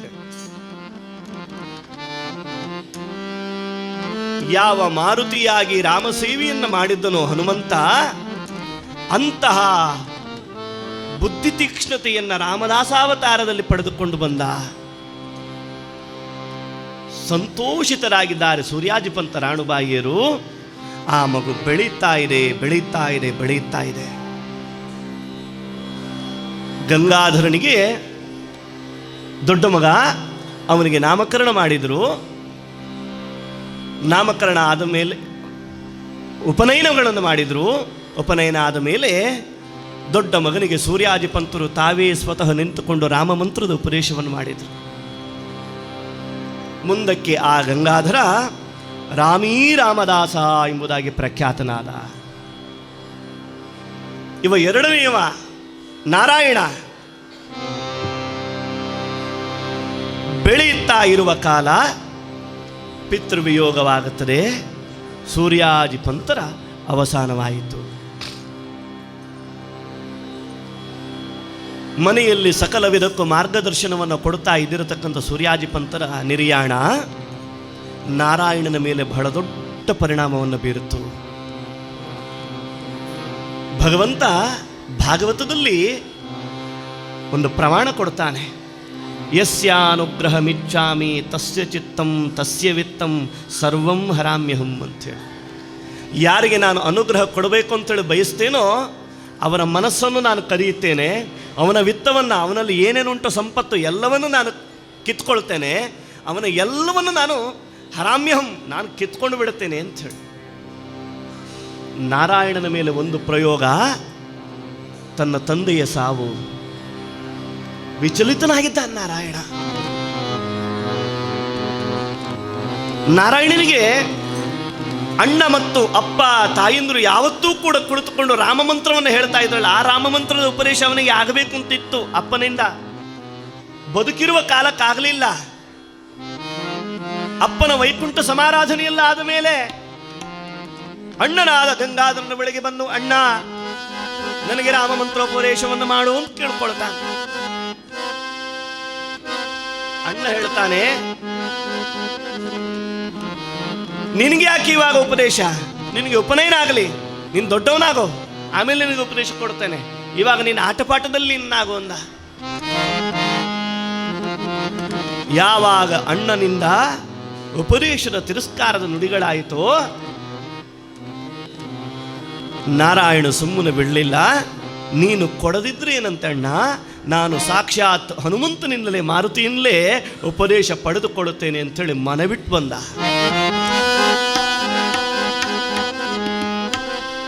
ಊರ ಹೊರಗೆ ಏಕಾಂತವಾಗಿರತಕ್ಕಂತಹ ಹನುಮಂತನ ಗುಡಿಗೆ ಬಂದಿದ್ದಾನೆ. ನೀವು ಎಲ್ಲಾದ್ರೂ ನೋಡಿ, ಅದು ನೀವು ಉತ್ತರ ಭಾರತದ ಕಡೆಗೆಲ್ಲ ಹೋದರೆ, ಉತ್ತರ ಕರ್ನಾಟಕದ ಕಡೆಗೆಲ್ಲ ನೀವು ಹೋದರೆ, ಹನುಮಂತನ ಗುಡಿ ಯಾವಾಗಲೂ ಊರಿನ ಹೊರಗೆ ಇರೋದು. ಎಲ್ಲ ಗುಡಿಗಳು ಊರಿನ ಹೊರಗೆ ಇರೋದು. ಒಳಗೆ ಎಲ್ಲಾದರೂ ಒಂದು ಎಲ್ಲರ ಅಪರೂಪಕ್ಕೆ ಒಂದೊಂದು ಗುಡಿಗಳನ್ನು ನಾವು ನೋಡ್ತೀವಿ. ಬಿಟ್ಟರೆ ಊರು ಹೊರಗನುಮ ಹೊರಗನುಮ ಅಂತ ಕರೀತಾರೆ. ಅವನು ಏನು ಅಂತ ಹೇಳಿದ್ರೆ ಇಡೀ ಊರಿಗೆ ರಕ್ಷಣೆ ಅವನು ಮಾಡ್ತಾನೆ ಅಂಥೇಳಿ. ಅಲ್ಲಿ ಪುರೋಹಿತರು ಯಾರೋ ಒಬ್ಬರು ಹೋಗಿ ಪೂಜೆ ಮಾಡಿ ಬರ್ತಾರೆ. ಹನುಮಂತನಿಗೆ ಅಷ್ಟು ಸಾಕು, ಅವನಿಗೆ ಬೇರೇನು ಬೇಕಾಗಿಲ್ಲ.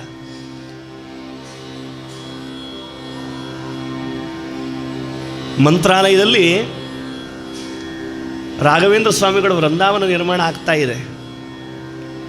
ಅದೇ ಒಂದು ಹತ್ತಿರದ ಊರಿನಿಂದ ಅವರು ಮೊದಲೇ ನಿರ್ಣಯ ಮಾಡಿಟ್ಟಿದ್ರು, ವೃಂದಾವನವನ್ನು ಉಳಿಸಲಿಕ್ಕೆ, ವೃಂದಾವನವನ್ನು ನಿರ್ಮಾಣ ಮಾಡಲಿಕ್ಕೆ ಯಾವ ಶಿಲೆಯನ್ನು ಉಪಯೋಗಿಸಬೇಕು ಅಂತ ಹೇಳಿದರೆ ಆ ಒಂದು ಊರಿನ ಶಿಲೆಯನ್ನು ಉಪಯೋಗಿಸಬೇಕು ಅಂತ ಮಂತ್ರಾಲಯದ ಸಮೀಪದಲ್ಲಿದೆ. ಮಂತ್ರಾಲಯಕ್ಕೆ ನೀವು ಹೋಗುವಾಗ ಸಿಗ್ತದೆ. ಯಾಕೆ ಅಂತ ಹೇಳಿದರೆ, ತ್ರೇತಾಯುಗದಲ್ಲಿ ಭಗವಂತನಾದ ರಾಮ ಆ ಶಿಲೆಯ ಮೇಲೆ ಓಡಾಡಿದ್ದ ಅಂಥೇಳಿ.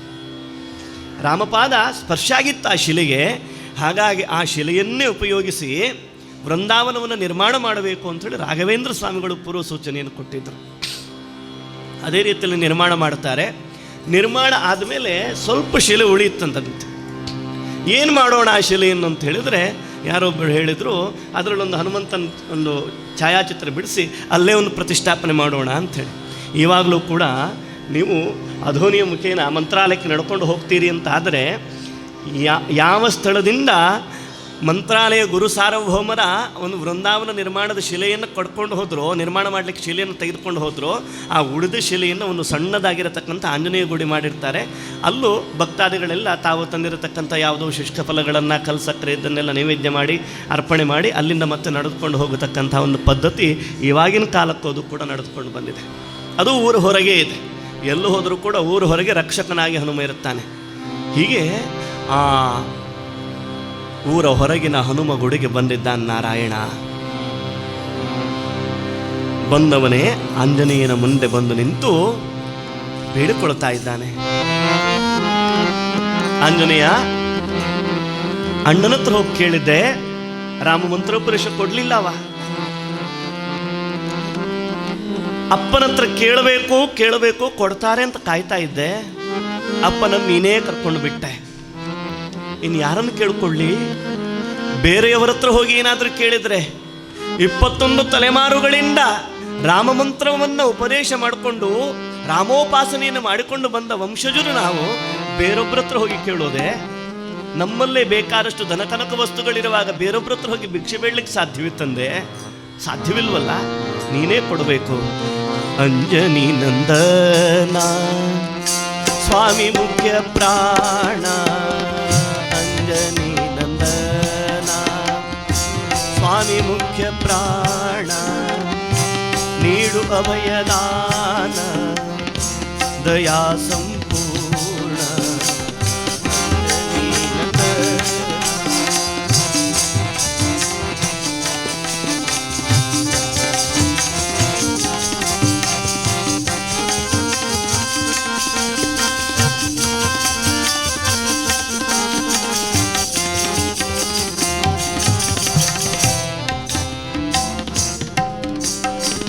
ರಾಮ ಧ್ಯಾನ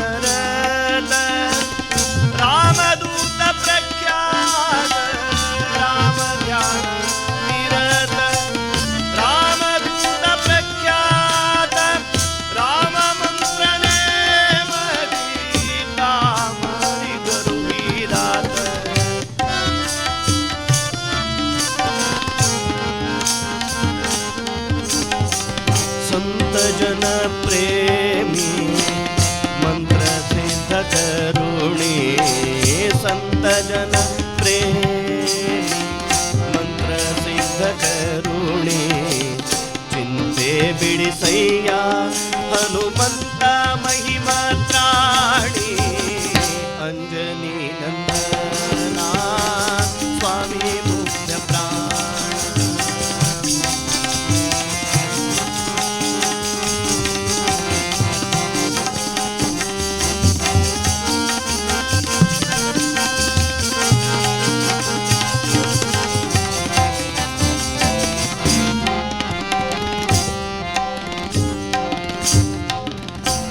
ಧನ್ಯವಾಯುನಂದನ ಜ್ಞಾನ ಭಕ್ತಿ ಸಂಪೂರ್ಣ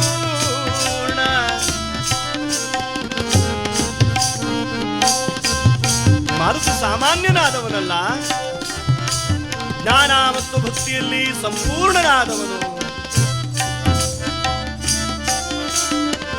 ಮಾನ್ಯ ಮೂಲ ನಾರಾಯಣ ನಾಮ ಪ್ರೇಮ ಸಂಪನ್ನ ಮಾನ್ಯ ಮೂಲ ನಾರಾಯಣ ನಾಮ ಪ್ರೇಮ ಸಂಪನ್ನ ಸ್ವಾಮಿ ಮುಖ್ಯ ಪ್ರಾಣ ಅಂಜನಿ ನಂದನ ಸ್ವಾಮಿ ಮುಖ್ಯ ಪ್ರಾಣ ನೀಡು ಅಭಯದಾನ ದಯಾ ಸಂಪೂರ್ಣ.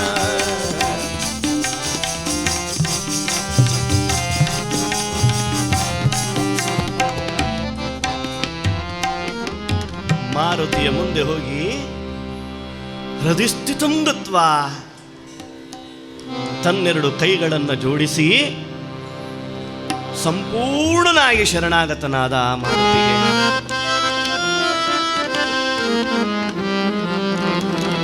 ಮಾರುತಿ ಸಾಮಾನ್ಯನಾದವನಲ್ಲ. ರಾಮಾಯಣದಲ್ಲಿ ನಮಗೊಂದು ಸುಂದರವಾದ ಕತೆ ಬರುತ್ತದೆ. ರಾಮಸೇತುವನ್ನು ನಿರ್ಮಾಣ ಮಾಡುತ್ತಾ ಇದ್ದಾರೆ. ಆ ಸಂದರ್ಭ ಎಲ್ಲ ಕಪಿಗಳು ಬಂದು ದೊಡ್ಡ ದೊಡ್ಡ ಕಲ್ಲುಗಳನ್ನು ತಂದು ಹನುಮಂತನ ಕೈ ಕೊಡೋದು. ಈ ಹನುಮಂತ ಅದರ ಮೇಲೆ ಶ್ರೀರಾಮ್ ಅಂತ ಬರೆಯೋದು, ಅದನ್ನು ಸಮುದ್ರಕ್ಕೆ ಎಸೆಯೋದು. ಸಮುದ್ರದಲ್ಲಿ ಆ ಸೇತುವೆ ಆ ಕಲ್ಲು ತೇಲ್ತಾ ಇತ್ತಂತೆ. ಸೇತುವೆ ನಿರ್ಮಾಣ ಆಗ್ತಾ ಹೋಗ್ತಾ ಇತ್ತು. ರಾಮ ಮತ್ತು ಲಕ್ಷ್ಮಣರು ದೂರದ ಒಂದು ಎತ್ತರವಾದ ಕಲ್ಲಿನ ಮೇಲೆ ಕುಳಿತುಕೊಂಡು ಇದನ್ನು ನೋಡ್ತಾ ಇದ್ದಾರೆ. ರಾಮ ಲಕ್ಷ್ಮಣನಿಗೆ ಹೇಳಿದ, ಲಕ್ಷ್ಮಣ, ಆ ಹನುಮಂತನನ್ನು ನೋಡು, ಎಷ್ಟು ದೊಡ್ಡ ಕಲ್ಲನ್ನು ಹಿಡಿದುಕೊಂಡು ಅದರ ಮೇಲೆ ಶ್ರೀರಾಮ್ ಅಂತ ಬರೀತಾನೆ, ಆಮೇಲೆ ಸಮುದ್ರಕ್ಕೆ ಎಸೆಯುತ್ತಾನೆ. ಸಮುದ್ರದಲ್ಲಿ ಆ ಕಲ್ಲು ತೇಲ್ತಾ ಇದೆ.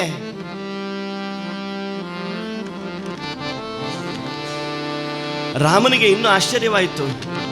ಲಕ್ಷ್ಮಣನಿಗೆ ಹೇಳ್ತಾನೆ, ನೀನೊಂದು ಕಲ್ಲು ತೆಗೆದುಕೊಂಡು ಬಾ ಅಂತ ಹೇಳಿ. ಲಕ್ಷ್ಮಣ ಒಂದು ಕಲ್ಲು ತೆಗೆದುಕೊಂಡು ಬಂದ. ರಾಮ ಆ ಕಲ್ಲನ್ನು ತೆಗೆದು ಸಮುದ್ರಕ್ಕೆ ಹಾಕಿದ. ಸಮುದ್ರದಲ್ಲಿ ರಾಮ ಹಾಕಿದ ಕಲ್ಲು ಮುಳುಗಿತ್ತು, ಸಾಕ್ಷಾತ್ ರಾಮಚಂದ್ರ ಹಾಕಿದ ಕಲ್ಲು ಮುಳುಗಿತ್ತು.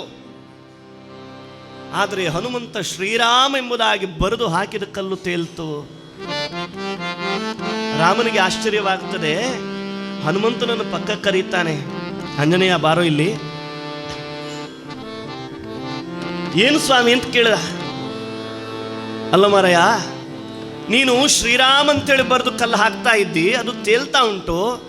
ನಾನೇ ಸ್ವತಃ ರಾಮ, ನಾನು ಕಲ್ಲು ಬಿಸಾಡ್ತಾ ಇದ್ದೇನೆ, ಅದು ಮುಳುಗುತ್ತಾ ಉಂಟು ಅಂತೇಳಿ ಕೈ ಮುಗಿದು ಹೇಳಿದನಂತೆ ಆಂಜನೇಯ, ಸ್ವಾಮಿ ನಿನ್ನ ಒಂದು ನಾಮ ಸಾಕು ಈ ಭವ ಜಗತ್ತಿನಲ್ಲಿ ಸಮಸ್ತವನ್ನು ಬಿಟ್ಟು ತೇಲ್ಲಿಕ್ಕೆ. ಸಾಕ್ಷಾತ್ ನೀನೇ ಕೈ ಬಿಟ್ರೆ ಜಡವಾಗಿರೋ ಕಲ್ಲೇನು, ಜೀವಂತವಾಗಿರೋ ನಾವು ಕೂಡ ಬದುಕಲಿಕ್ಕೆ ಸಾಧ್ಯವಿಲ್ಲ. ನಿನ್ನ ನಾಮ ಸಾಕು, ಶ್ರೀರಾಮ್ ಅಂತೇಳಿ ಬರೆದರೆ ಜಡವಾದ ಕಲ್ಲು ಕೂಡ ತೇಲ್ತಾರೆ ನೀರಿನಲ್ಲಿ. ಅಷ್ಟು ಸಮರ್ಪಣೆ.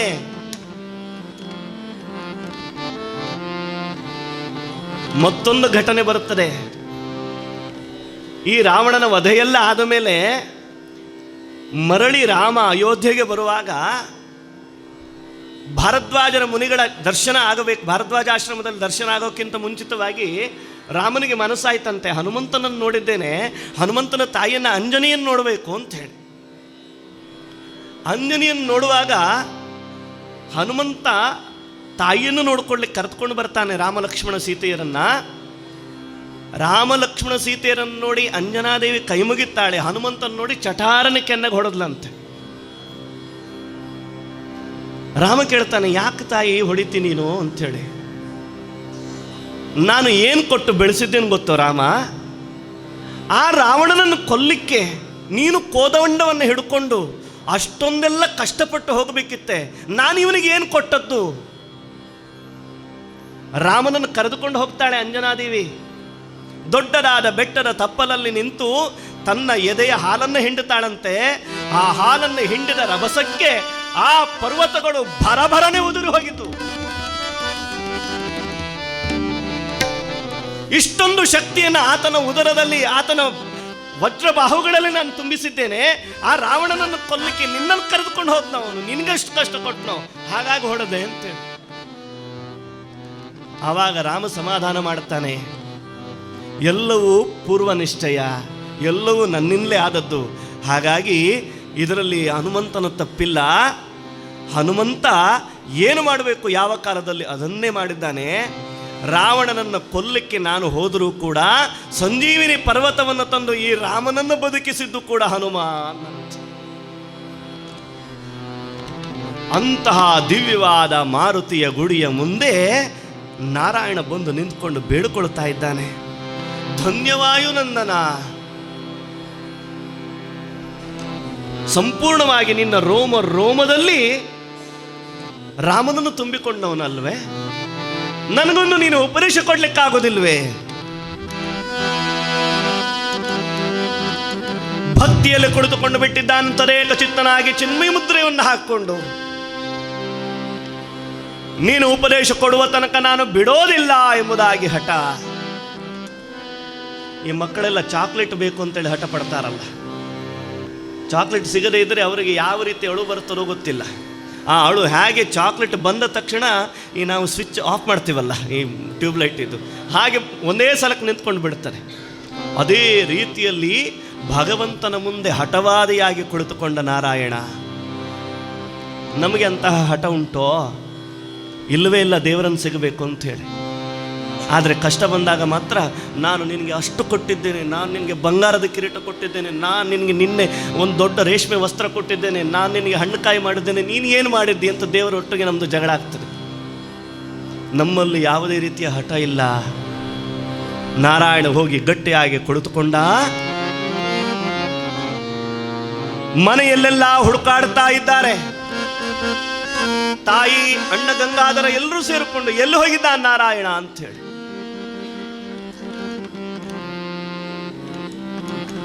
ನಾಲ್ಕಾರು ದಿನಗಳಾಗುವ ಸಮಯ, ಯೋಗ ಧ್ಯಾನದಲ್ಲಿ ತಲ್ಲೀನನಾಗಿರುವ ಪುಟ್ಟ ಮಗು ನಾರಾಯಣನಿಗೆ ದಿವ್ಯವಾಗಿರತಕ್ಕಂತಹ ದೀಪ ಬೆಳಗಾಗಿ ಉರಿಯುವ ಹೊತ್ತು,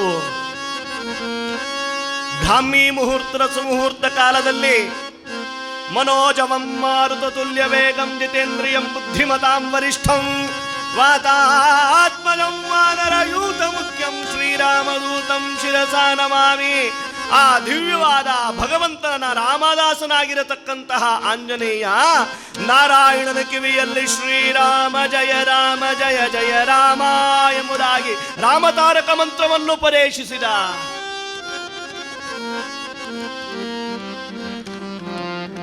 ಮನಸ್ಸಿಗೆ ಆನಂದವಾಗಿದೆ ನಾರಾಯಣನಿಗೆ. ಬೇರಾವ ಆಲೋಚನೆಗಳಿಲ್ಲ. ಕಣ್ಣಲ್ಲಿ ಧಾರಾಕಾರವಾಗಿ ಅಶ್ರುಧಾರೆ ಸುರಿಯುತ್ತಾ ಇದೆ. ಶ್ರೀರಾಮ ಜಯ ರಾಮ ಜಯ ಜಯ ರಾಮ, ಶ್ರೀರಾಮ ಜಯ ರಾಮ ಜಯ ಜಯ ರಾಮ, ಶ್ರೀರಾಮ ಜಯ ರಾಮ ಜಯ ಜಯ ರಾಮ, ಶ್ರೀರಾಮ ಜಯ ರಾಮ ಜಯ ಜಯ ರಾಮ ಅನ್ನತಕ್ಕಂತಹ ರಾಮತಾರಕ ಮಂತ್ರವನ್ನ ಮತ್ತೆ ಮತ್ತೆ ಮತ್ತೆ ಅನುಸಂಧಾನ ಮಾಡಿಕೊಳ್ತಾ ಇದ್ದಾನೆ ಪುಟ್ಟ ಬಾಲಕ ನಾರಾಯಣ. ಅದೇ ಸಮಯಕ್ಕೆ ತಾಯಿ ಬಂದು ನೋಡಿದ್ಲು, ಮಗ ಎಲ್ಲಿದ್ದಾನೆ? ಈ ಪುಟ್ಟ ಮಾರು ಊರ ಹೊರಗಿನ ಹನುಮಗುಡಿಯ ಮುಂದೆ ಕುಳಿತುಕೊಂಡಿದ್ದಾನೆ. ಬಂದು ಕೇಳಿಕೊಳ್ತಾ ಇದ್ದಾಳೆ, ಮಗ ತಲೆಯನ್ನು ನೇವರಿಸಿದ್ಲು, ಯಾವ ಪರಿವೆ ಇಲ್ಲ ಈ ಮಗುವಿಗೆ, ಯಾವ ಚಿಂತೆ ಕೂಡ ಇಲ್ಲ,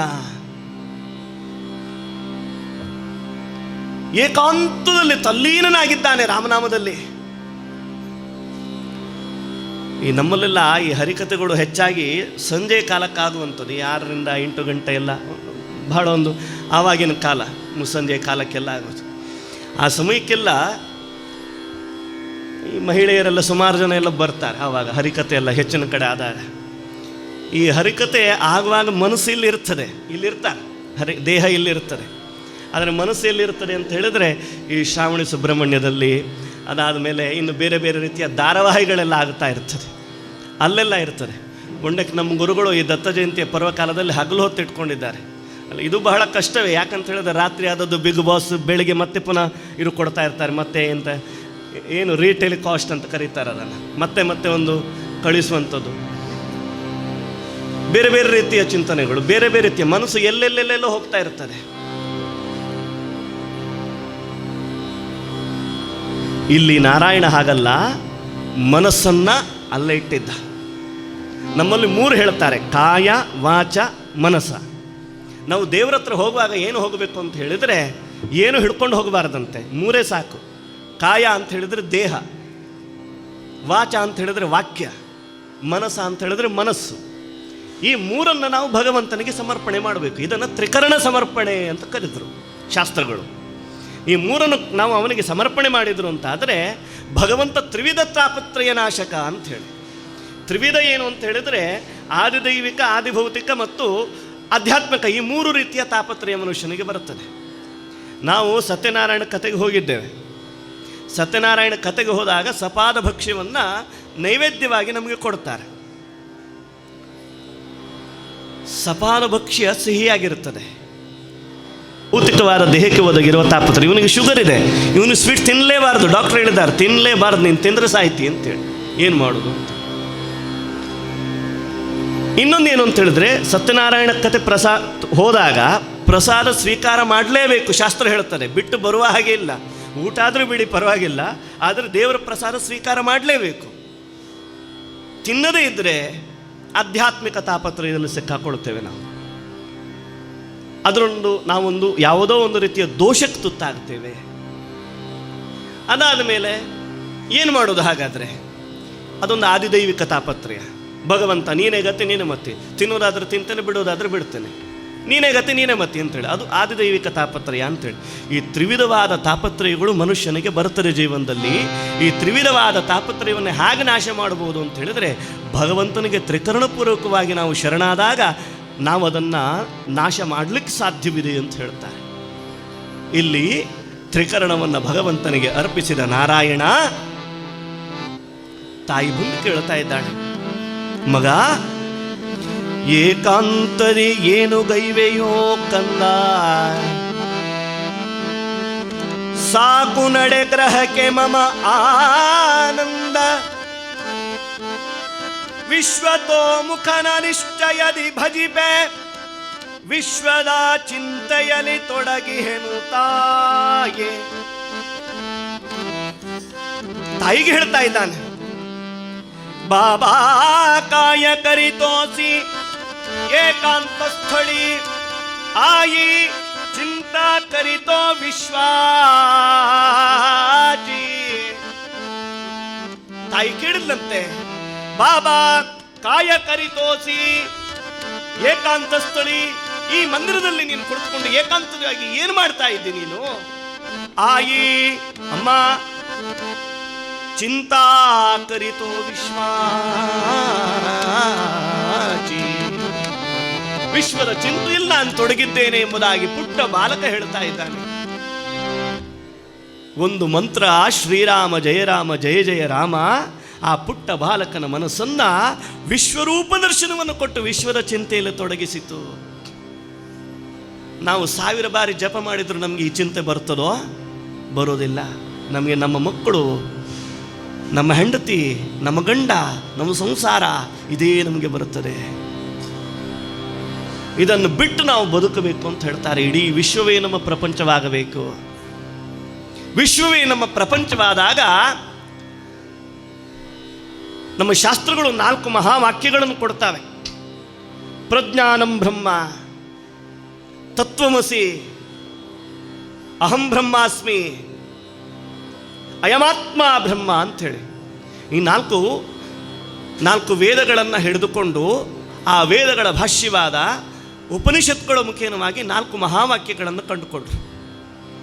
ಏನು ಅಂತ ಹೇಳಿದರೆ ಎಲ್ಲರಲ್ಲಿಯೂ ನಾವಿದ್ದೇವೆ ಅನ್ನುವ ಭಾವ.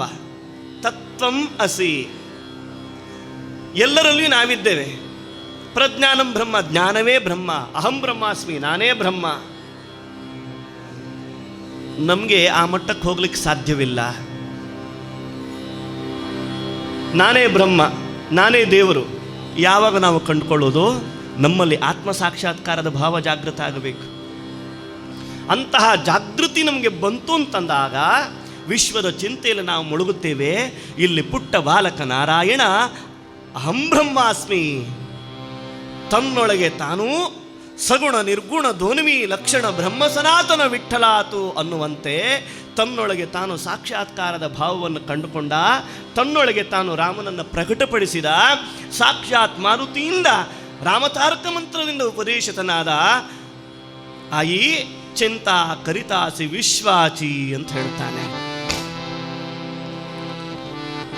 ವಿಶ್ವ ಅಂದರೆ ಜಗತ್ತು. ಆ ಜಗತ್ತಿನ ಚಿಂತೆಯನ್ನು ನಾನು ಮಾಡ್ತಾ ಇದ್ದೇನೆ ಅಂತ ಹೇಳಿದ. ನಾರಾಯಣ ತಿಳಿದುಕೊಂಡದ್ದು ಮಾರುತಿಯನ್ನ ಸಖನಾಗಿಯೂ ಅಲ್ಲ, ಮಾರುತಿಯನ್ನ ಗುರುವಾಗಿ. ಗುರುವಿಗೆ ಅರ್ಪಿತನಾದ ಆತ. ಗುರುವನ್ನ ದೇವನಾಗಿ ತಿಳಿದುಕೊಂಡ. ಯಾವತ್ತು ಗುರು ಹಾಗೆ ಗುರುವನ್ನು ನಾವು ವ್ಯಕ್ತಿಯಾಗಿ ನೋಡಬಾರ್ದು, ಗುರುವನ್ನು ನಾವು ತತ್ವವಾಗಿ ನೋಡಬೇಕು ಅಂತಾರೆ. ದೇವನಲ್ಲವೇನೋ ಸದ್ಗುರು ಮಹಾ ದೇವನಲ್ಲವೇನೋ, ದೇವನಲ್ಲವೇನೋ ಸದ್ಗುರು ಮಹಾ ದೇವನಲ್ಲವೇನೋ.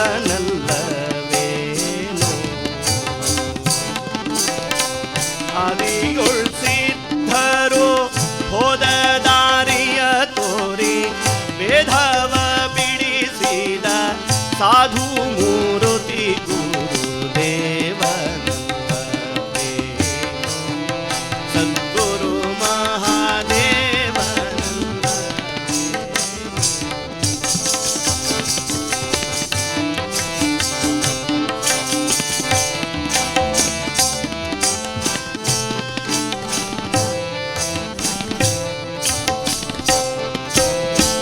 ನರ ಜನ್ಮದೊಳಗೆ ಬಂದು ಪ್ರಪಂಚದ ಕಡಲ ಮಧ್ಯದಲ್ಲಿ ನಿಂತು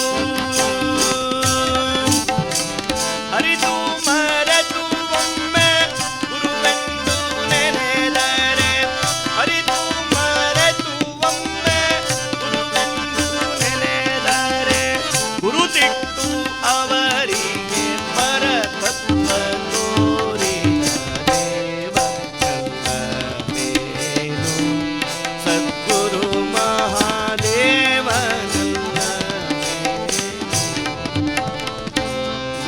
ಯಾವುದನ್ನೂ ನೋಡೋದಿಲ್ಲ. ಯಾವ ಜಾತಿ, ಯಾವ ಮತ, ಯಾವ ಪಂಥ ಯಾವುದೂ ಅವನಿಗೆ ಅಗತ್ಯವಿಲ್ಲ. ಭಕ್ತಿ ಭಾವವ ನೋಡದೆ ನಂಬಿದವರಿಗೆ ಮುಕ್ತಿಯ ಪಾಲಿಸುವ ಕರ್ತೃ ಸದ್ಗುರು ಭವ ತಾರಕ ದೇವನು ಪ್ರತ್ಯಕ್ಷನಾದಂಥ ಪರಬ್ರಹ್ಮ ರೂಪನು. ಗುರುವನ್ನ ಪರಬ್ರಹ್ಮ ಅಂತ ಕರೀತಾರೆ. ನಾರಾಯಣ ಮಾರುತಿಯನ್ನ ಪರಬ್ರಹ್ಮನಾಗಿ ನೋಡಿದ. ರಾಮತಾರಕ ಮಂತ್ರವನ್ನು ಉಪದೇಶಿಸನಾದ. ಅವನನ್ನು ಕರೆದುಕೊಂಡು ಬರ್ತಾಳೆ ತಾಯಿ ಮನೆಗೆ. ಬಂದಾದ ಮೇಲೆ ನಾರಾಯಣನ ಗುಣಲಕ್ಷಣಗಳು ಎಲ್ಲವೂ ಸ್ವಭಾವಗಳು ಎಲ್ಲವೂ ಕೂಡ ಬದಲಾವಣೆ ಆಗ್ತಾ ಹೋಯ್ತು. ನಿತ್ಯ ಜಪ ಮಾಡ್ತಾ ಇರೋದು. ಅದಾಗಲೇ ನಾರಾಯಣನಿಗೆ 12 ವರ್ಷ ಆಗುತ್ತಾ ಇದೆ. ಉಪನಯನಾದಿಗಳೆಲ್ಲ ಆಗಿದ್ದಾವೆ. 12 ವರ್ಷ ಆಗುವ ಕಾಲ ಇವನು ನಿತ್ಯ ಕೂಡ ಒಬ್ಬನೇ ಕುಳಿತುಕೊಂಡು ಜಪ ಮಾಡೋದು, ಒಂದು ಮೂಲೆಯಲ್ಲಿ ಕುಳಿತುಕೊಂಡು ಯಾರೊಟ್ಟಿಗೂ ಕೂಡ ಮಾತನಾಡ್ತಾ ಇಲ್ಲ. ಏಕಾಂತವನ್ನು ಬಯಸ್ತಾ ಇದ್ದಾನೆ. ಹೀಗೆಲ್ಲ ಆಗ್ತಾ ಇರೋದು ನೋಡುವಾಗ ಅಣ್ಣ ಯೋಚನೆ ಮಾಡ್ತಾನೆ, ಗಂಗಾಧರ ಹೀಗೆ ಬಿಟ್ಟರೆ ಆಗೋದಿಲ್ಲ, ಒಂದು ಅಂಕುಶ ಆಗಬೇಕು, ಹಾಗಾಗಿ ಮದುವೆ ಮಾಡಬೇಕು ಇವನಿಗೆ ಅಂತ ನಿಶ್ಚಯ ಮಾಡಿದ್ರು. ಮದುವೆಯನ್ನ ತಿರಸ್ಕಾರ ಮಾಡ್ತಾನೆ ನಾರಾಯಣ, ನಾನು ಮದುವೆ ಆಗೋದೇ ಇಲ್ಲ ಅಂತೇಳಿ. ಅಣ್ಣನಾದ ಗಂಗಾಧರ ತಾಯಿ ಬಳಿಗೆ ಹೇಳ್ತಾನೆ, ಹೋಗಿ ಮಾತು ತೆಗೆದುಕೊಳ್ಳಿ ಆತನ ಬಳಿಯಲ್ಲಿ, ಮದುವೆ ಆಗ್ತೇನೆ ಅಂತ ಹೇಳಿ. ತಾಯಿ ಬಂದಳು ನಾರಾಯಣನಲ್ಲಿ ಹೇಳ್ತಾಳೆ, ಮಗ ನೀನು ಮದುವೆ ಆಗೋದಿಲ್ಲ ಅಂತ ಹೇಳಲಿಕ್ಕೆ ಸಾಧ್ಯವೇ ಇಲ್ಲ, ನೀನು ಮದುವೆ ಆಗಲೇಬೇಕು, ನೀನು ಮದುವೆ ಆಗದಿದ್ರೆ ನಾನು ಬದುಕೋದಿಲ್ಲ. ಯಾವಾಗ ತಾಯಿ ಬದುಕೋದಿಲ್ಲ ಅನ್ಲೋ ಆವಾಗ ನಾರಾಯಣ ಹೇಳ್ತಾನೆ, ಅಮ್ಮ ಏನಾಗ್ಬೇಕು ನಿನಗೆ? ನಿನ್ನ ತಲೆಯ ಮೇಲೆ, ನಿನ್ನ ವಧುವಿನ ಮೇಲೆ 4 ಕಾಳು ಅಕ್ಷತೆ ಬೀಳುವುದನ್ನು ನನ್ನ ಕಣ್ಣಾರ ನೋಡಬೇಕು. ಮಾತು ಕೊಡೋ ಮಗನೇ. ಮಾತು ಕೊಟ್ಟ. ನಿನಗೇನು ಬೇಕು ತಾಯಿ? ನನ್ನ ತಲೆಯ ಮೇಲೆ, ವಧುವಿನ ತಲೆಯ ಮೇಲೆ 4 ಕಾಳು ಅಕ್ಷತೆ ಬೀಳೋದು, ಸುಮುಹೂರ್ತ ಸಾವಧಾನ ಅನ್ನುವ ಕಾಲಕ್ಕೆ ಅಕ್ಷತೆ ಬೀಳೋದು ನೋಡಬೇಕಲ್ಲ. ಆಯ್ತು, ನಿನ್ನ ಇಚ್ಛೆಯಂತೆ ಆಗಲಿ ಎಂಬುದಾಗಿ ಒಪ್ಪಿಕೊಂಡ. ಯೋಗ್ಯವಾದ ಕನ್ಯೆಯನ್ನು ನೋಡಿದರು. ಮನೆಯಲ್ಲೆಲ್ಲ ಮದುವೆಗೆ ಸಿದ್ಧತೆಗಳೆಲ್ಲ ಆಗಿದ್ದ, ನಡೀತಾ ಇದೆ ಸಿದ್ಧತೆಗಳು. 16ನೇ ಶತಮಾನದ ಮದುವೆ ನೋಡಿ. ಆಗಿನ ಕಾಲದ ಮದುವೆ ಅಂದ್ರೆ ಬಹಳ ಕಷ್ಟ, ಇವಾಗಿನ ಕಾಲದ ಮದುವೆ ಅಂದ್ರೆ ಬಹಳ ಸುಲಭ ಅಲ್ವೇ? ಒಂದು ಈ ಜಂಗಮವಾಣಿ ಫೋನನ್ನು ಹಿಡ್ಕೊಂಡು, ಕೈಯಲ್ಲಿ ಹಿಡ್ಕೊಂಡು, ಶಾಮ್ಯಾನದವರಿಗೆ, ಅಡುಗೆಯವರಿಗೆ, ಸಾಮಾನವರಿಗೆ, ಮತ್ತೊಬ್ಬರಿಗೆ, ಒಬ್ಬರಿಗೆಲ್ಲ ಬೇಕಾದದ್ದೆಲ್ಲ ಒಂದು ಕರೆ ಮಾಡಿದರೆ ಬೇಕಾದದ್ದೆಲ್ಲ ವ್ಯವಸ್ಥೆ ಆಗಿಬಿಡುತ್ತದೆ.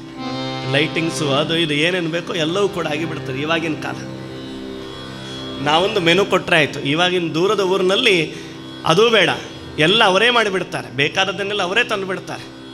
ಅದರದ್ದೇ ಒಂದು vivaha.com ಅಂತೇಳಿ ಒಂದು ಸ್ಟಾರ್ಟ್ ಆಗಿದೆ ಅಂತ ಈ ಬೆಂಗಳೂರಿನಲ್ಲೆಲ್ಲ. ಮೊನ್ನೆ ನಮ್ಮ ಒಂದು ಸಂಬಂಧಿಕರ ಮದುವೆ ಇತ್ತು. ಇವರೇನಿಲ್ಲ, ಇವರು ನೇರವಾಗಿ ಹೋದರೆ ಆಯಿತು ಅಷ್ಟೇ. ಇವರು ಮನೆಯಿಂದ ಕರ್ಕೊಂಡು ಹೋಗೋದು ಅವರೇ, ವಾದ್ಯವೂ ಅವರದ್ದೇ, ಎಲ್ಲ ಟೀಮ್, ಎಲ್ಲ ಗುಂಪು ಕೂಡ ಅವರದ್ದೇ, ಎಲ್ಲ ಅವರೇ ಕರ್ಕೊಂಡು ಹೋಗ್ತಾರೆ. ಅದಕ್ಕೆ ಬೇಕಾಗಿ ಅವರದ್ದೇ ಜನಗಳು ಒಂದು ಸುಂದರವಾದ ಏನು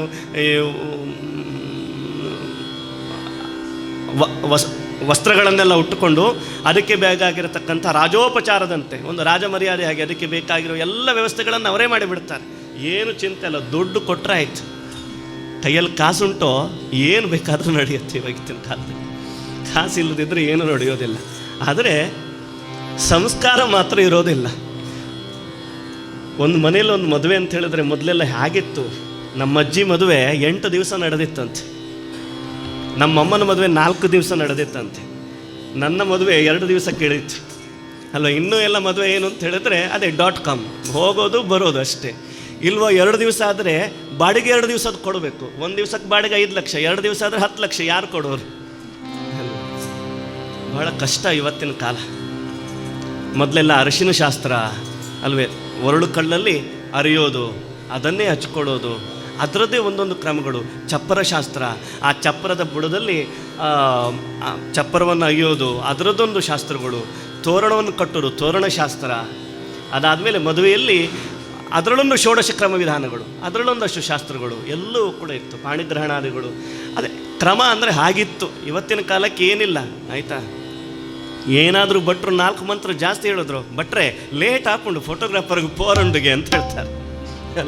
ಕಷ್ಟ ಅಲ್ಲಿ ತನಕ ಬಂದು ಮುಟ್ಟಿರ್ತದೆ ಅಲ್ವೇ. ಅವನು ಬೇರೆ 4 ತಗೊಂಡಿರ್ತಾರೆ, ಅವರದ್ದು ಜೀವನ ಬದುಕೋದು ಪಾಡು ಅಲ್ವೇ. ಅವನು ಫೋಟೋ ತೆಗೆಯದಿದ್ದರೆ ಇವರಿಗೆ ಮದುವೆ ಆಗೋದು ಬೇಡ ಅಂತ ಅನಿಸ್ಬಿಡ್ತದೆ. ಯಾಕಂದರೆ ಮದುವೆ ಫೋಟೋದಲ್ಲೇ ಇರೋದು ಇವಾಗ ಅಲ್ವೇ. ನೋಡುವ ದೃಷ್ಟಿಕೋನದಲ್ಲ, ಛಾಯಾಚಿತ್ರದಲ್ಲಿ ಮದುವೆ ಇರುತ್ತದೆ, ಮನದೊಳಗಿನ ಛಾಯೆಯಲ್ಲಿ ಮದುವೆ ಇರೋದಿಲ್ಲ ಅಲ್ವೇ. ಒಂದು ಮೊಬೈಲ್ ತೊಗೊಳ್ಳಿ, ಫೋಟೋ ಚೆಂದ ಬರ್ತಾರ ಅಂತ ಫಸ್ಟ್ ಕೇಳೋದು ಅದನ್ನೇ. ಇವತ್ತಿನ ಕಾಲ ಹಾಗೆ ಬೆಳೆದಿದೆ. ಇಲ್ಲಿ ಮದುವೆ ಆಗುತ್ತೇನೆ ಅಂತೇಳಿ ಮಾತು ಕೊಟ್ಟಿದ್ದಾನೆ. ಯೋಗ್ಯವಾದ ಕನ್ಯಾಮಣಿಯನ್ನು ಹುಡುಕಿದ್ರು. 12 ವರ್ಷ ಆಗಿದೆ. ವಿಪ್ರರೆಲ್ಲ ಬಂದು ಮಂತ್ರವನ್ನು ಹೇಳ್ತಾ ಇದ್ದ. ಸುಮುಹೂರ್ತದ ಸಾವಧಾನದ ಮಂತ್ರ, ಮಂಗಲಾಷ್ಟಕವನ್ನ ಪಠನೆ ಮಾಡ್ತಾ ಇದ್ದಾರೆ. ನಡೀತಾ ಇದೆ ಸುಮುಹೂರ್ತೋ ಸಾವಧಾನ, ಸುಲಗ್ನೆ ಸಾವಧಾನ. ಶ್ರಾವಣ ಮಾಸ ಮದುವೆ ನಡೆಯುತ್ತಾ ಇರುವ ಕಾಲ. ಸಾವಧಾನ ಅನ್ನುವ ಮಾತು ನಾರಾಯಣನ ಕಿವಿಗೆ ಬಿತ್ತು. ಯಾವಾಗ ಸಾವಧಾನ ಅನ್ನುವ ಮಾತು ಬಿತ್ತೋ, ದ್ವಿಜ ಸಾವಧಾನ ಐಸೆ ಸರ್ವತ್ರ ವಿವಾಹ ಮಂಗಲೀ ಮಣತಿ. ದ್ವಿಜರೆಲ್ಲ ಸೇರಿಕೊಂಡು ಸಾವಧಾನ ಮಂತ್ರವನ್ನ ಮಂಗಲಾಷ್ಟಕದಲ್ಲಿ ಹೇಳ್ತಾ ಇದ್ದಾರೆ. ಮಣತಿ ತೇ ಏಕ ರಾಮದಾಸೆ ಆಯಿ ಕಿಲೇತ್ಯ ಅಸೋ ಸದಾ ಪ್ರಣತಿ.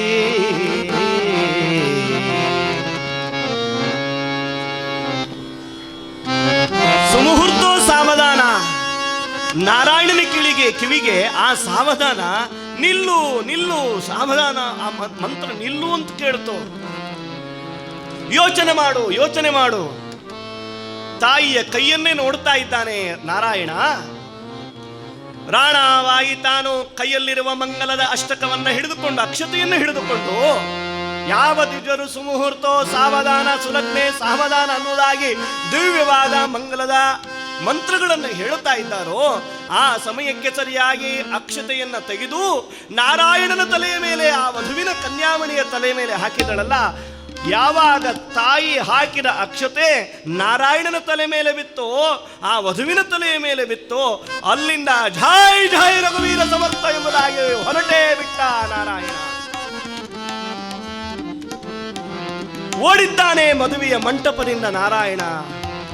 ಯಾವ ರೀತಿಯಲ್ಲಿ ದಿಗ್ವಿಜಯಕ್ಕಾಗಿ ಹನುಮಂತ ಛಂಗನೆದ್ದು ನೆಗೆದನೋ, ತದ್ರೋಪಾದಿಯಲ್ಲಿ ಶತಯೋಜನ ವಿಸ್ತೀರ್ಣದ ಶರಧಿಯನ್ನ ಲಂಕೆಯ ಹುಡುಕಾಟದಲ್ಲಿ ಹನುಮಂತ ಭಂಗಿಸಿದಂತೆ ಹಾರಿದ ಮದುವೆಯ ಮಂಟಪದಿಂದ ಛಂಗನೆದ್ದು ನೆಗೆದ ನಾರಾಯಣ. ಮಾತು ಕೊಟ್ಟಿದ್ದಷ್ಟೇ ತಾಯಿಗೆ, ಮಂಗಲದ ಆ ಅಕ್ಷತೆ ನಾರಾಯಣನ ತಲೆಯ ಮೇಲೆ ಅದಾಗಿ ವಧುವಿನ ತಲೆಯ ಮೇಲೆ ಬೀಳಬೇಕು. ತಲೆಯ ಮೇಲೆ ತಾಯಿಗೆ ಕೊಟ್ಟ ಮಾತಿನಂತೆ ಬಿದ್ದಿದೆ.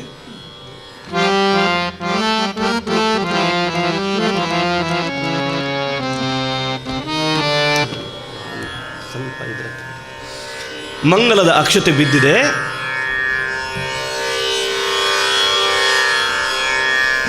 ಓಡಿದ್ದಾನೆ. ಶ್ರಾವಣ ಮಾಸದಲ್ಲಿ ಪೂರ್ತಿ ತುಂಬಿ ಹರಿಯುವ ಕೃಷ್ಣಾ ನದಿಗೆ ಛಂಗನೆದ್ದು ನೆಗೆದಿದ್ದಾನೆ.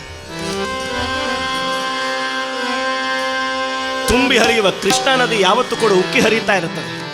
ಇವಾಗಲೂ ಕೂಡ ಮಹಾರಾಷ್ಟ್ರ ಪ್ರಾಂತದಲ್ಲಿ ಕೃಷ್ಣಾ ನದಿಯ ತಟಾಕದ ಊರುಗಳು ಮಳೆಗಾಲದಲ್ಲಿ ಮುಳುಗಿ ಹೋಗಿರುತ್ತದೆ.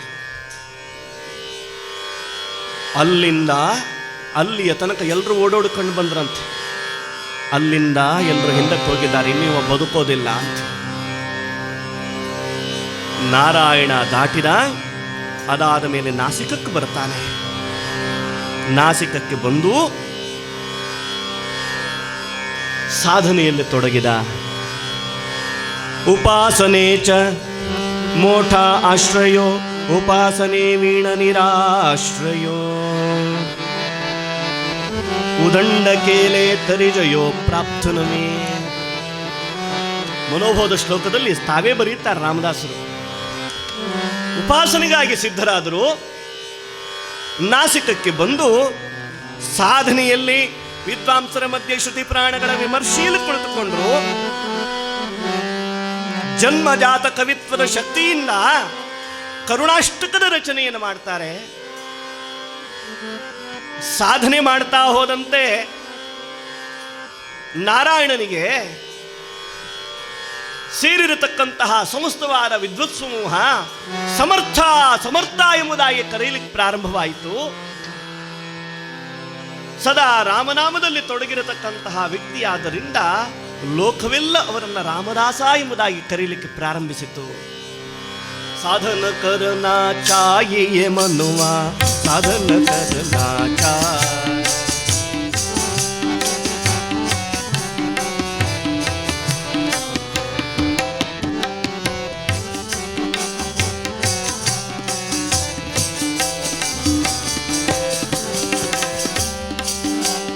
नितनाहन से हरि मिले तो जन जंतु हो, मनुआ साधन करना चाहिए, मनुआ साधन करना चाहिए.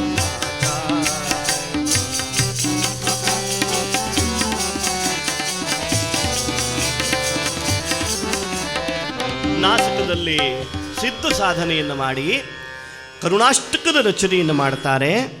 ಅದಾದ ಮೇಲೆ ಮತ್ತೆ ಕುಳಿತುಕೊಂಡು ಗಣಾಧೀಶಜೋ ಈಶ ಸರ್ವಗುಣಾಚ ಮುಳಾರಂಭ ಆರಂಭತೋ ನಿರ್ಗುಣಾಚ ನಮೋ ಶಾರದಾ ಮೂಢ ಚತ್ವಾರಿ ವಾಚ ಗಮೋ ಪಂಥ ಅನಂತ ಯಾರಘ ವಾಚ ಎಂಬುದಾಗಿ ಪ್ರಾರಂಭ ಮಾಡಿ 205 ಶ್ಲೋಕಗಳಿಂದ ತುಂಬಿರುವ ಮನೋಭಾವ ಶ್ಲೋಕವನ್ನು ರಚನೆ ಮಾಡಿದರು.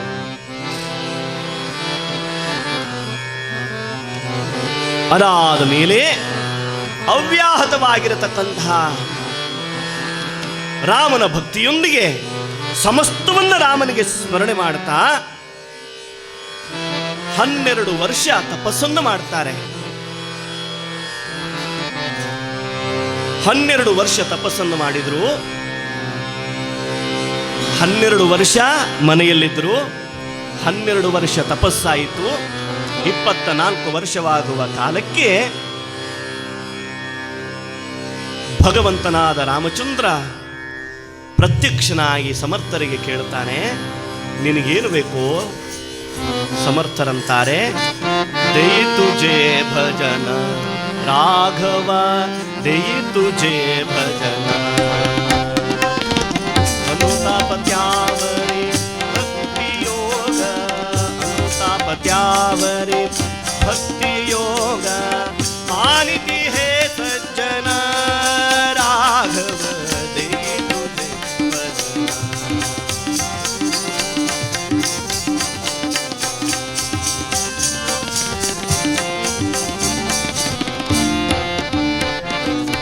ನಿನ್ನ ಭಜನೆಯನ್ನು ಹೊರತಾಗಿ ನನಗೇನು ಬೇಡ ಅಂತ ಹೇಳ್ತಾರೆ. ಯಾರಿಗೆ ಅಷ್ಟಪುತ್ರವತಿ? ನನ್ನ ಗಂಡ ಅಲ್ಲಿ ನೋಡಿ ಕಾಷ್ಟದಲ್ಲಿ ಹೋಗ್ತಾ ಇದ್ದಾನೆ, ಸತ್ತಿದ್ದಾನೆ ಅಂತ. ಸಮರ್ಥರಂತಾರೆ, ನಾನು ನುಡಿದದ್ದಲ್ಲ, ರಾಮ ನುಡಿಸದ್ದು, ಹಾಗಾಗಿ ನನಗೆ ಗೊತ್ತಿಲ್ಲ. ಮತ್ತೆ ಪ್ರಶ್ನೆ ಮಾಡ್ತಾಳೆ, ಇದು ಈ ಜನ್ಮಕ್ಕೂ ನಿಮ್ಮ ಆಶೀರ್ವಾದ, ಇಲ್ಲ ಮುಂದಿನ ಜನ್ಮಕ್ಕೂ ಅಂತ ಹೇಳಿ. ಸಮರ್ಥರು ನನ್ನ ಬಾಯಿಂದ ರಾಮ ಸುಳ್ಳನ್ನಾಡಿಸಲಾರ ಎಂಬುದಾಗಿ ತಿಳಿದು ತಮ್ಮಲ್ಲಿರುವ ಕಮಂಡಲಿನ ದಿವ್ಯವಾದ ತೀರ್ಥವನ್ನು ಹಿಡಿದು ಆ ಶವದ ಮೇಲೆ ಎಸೆಯುತ್ತಾರೆ. ಸಮರ್ಥಾಚಿಯ ಸೇವಕವತ್ರ ಪಾಸೆ ಅಸಾ ಸರ್ವಭೂಮಂಡಳಿ ಕೋಣ ಆಹೆ ತಯಾಚಿ ಲೀಳಾವರ್ಣಿತಿ ಲೋಕತಿನ್ನಿ ಉಪೇಕ್ಷಿ ಕದಾ ರಾಮದಾಸಾಭಿಮಾನಿ. ರಾಮನನ್ನು ನಂಬಿದವರಿಗೆ ಕೈ ಬಿಟ್ಟದ್ದೇ ಇಲ್ಲ. ತೀರ್ಥವನ್ನ ಆ ಶವದ ಮೇಲೆ ಎಸೆದರು. ನಿದ್ದೆಯನ್ನೆದ್ದಂತೆ ಆತ ಎದ್ದು ಕುಳಿತುಕೊಂಡ. ಸೇರಿರತಕ್ಕಂತಹ ಮಂದಿ ಎಲ್ಲ ಗುರು ಮಹಾರಾಜ್ ಕಿ ಜಯ, ಸದ್ಗುರು ಪರಬ್ರಹ್ಮ ಸದ್ಗುರು ಜಯ ಜಯ, ಗುರು ಮಹಾರಾಜ್ ಗುರು ಜಯ ಜಯ, ಪರಬ್ರಹ್ಮ ಸದ್ಗುರು ಜಯ ಜಯ.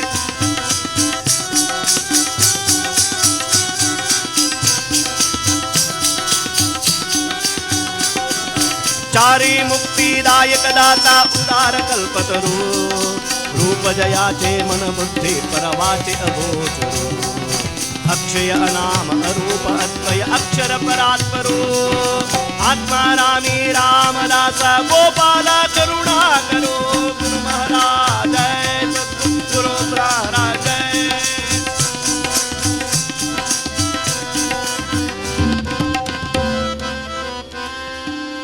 ಮಲಗಿದ್ದಂತೆ ಸತ್ತವ ಎದ್ದು ಕುಳಿತುಕೊಂಡ.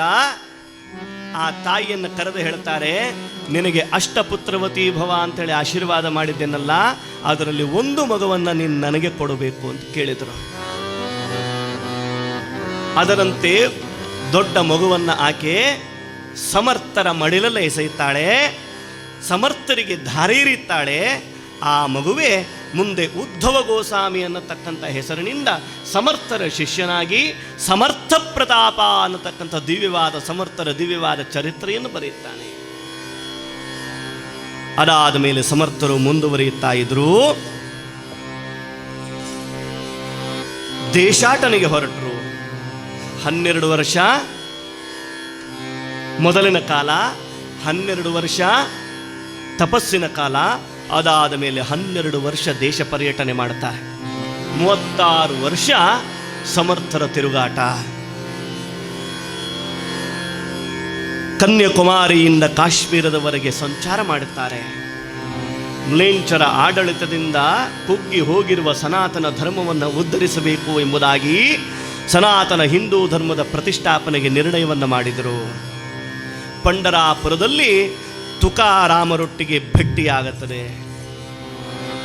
ಆ ಸಮಯಕ್ಕೆ ಸರಿಯಾಗಿ ಶಿವಾಜಿ ಬಂದು ತುಕಾರಾಮರಲ್ಲಿ ಶಿಷ್ಯತ್ವವನ್ನು ಬೇಡಿಕೊಂಡ.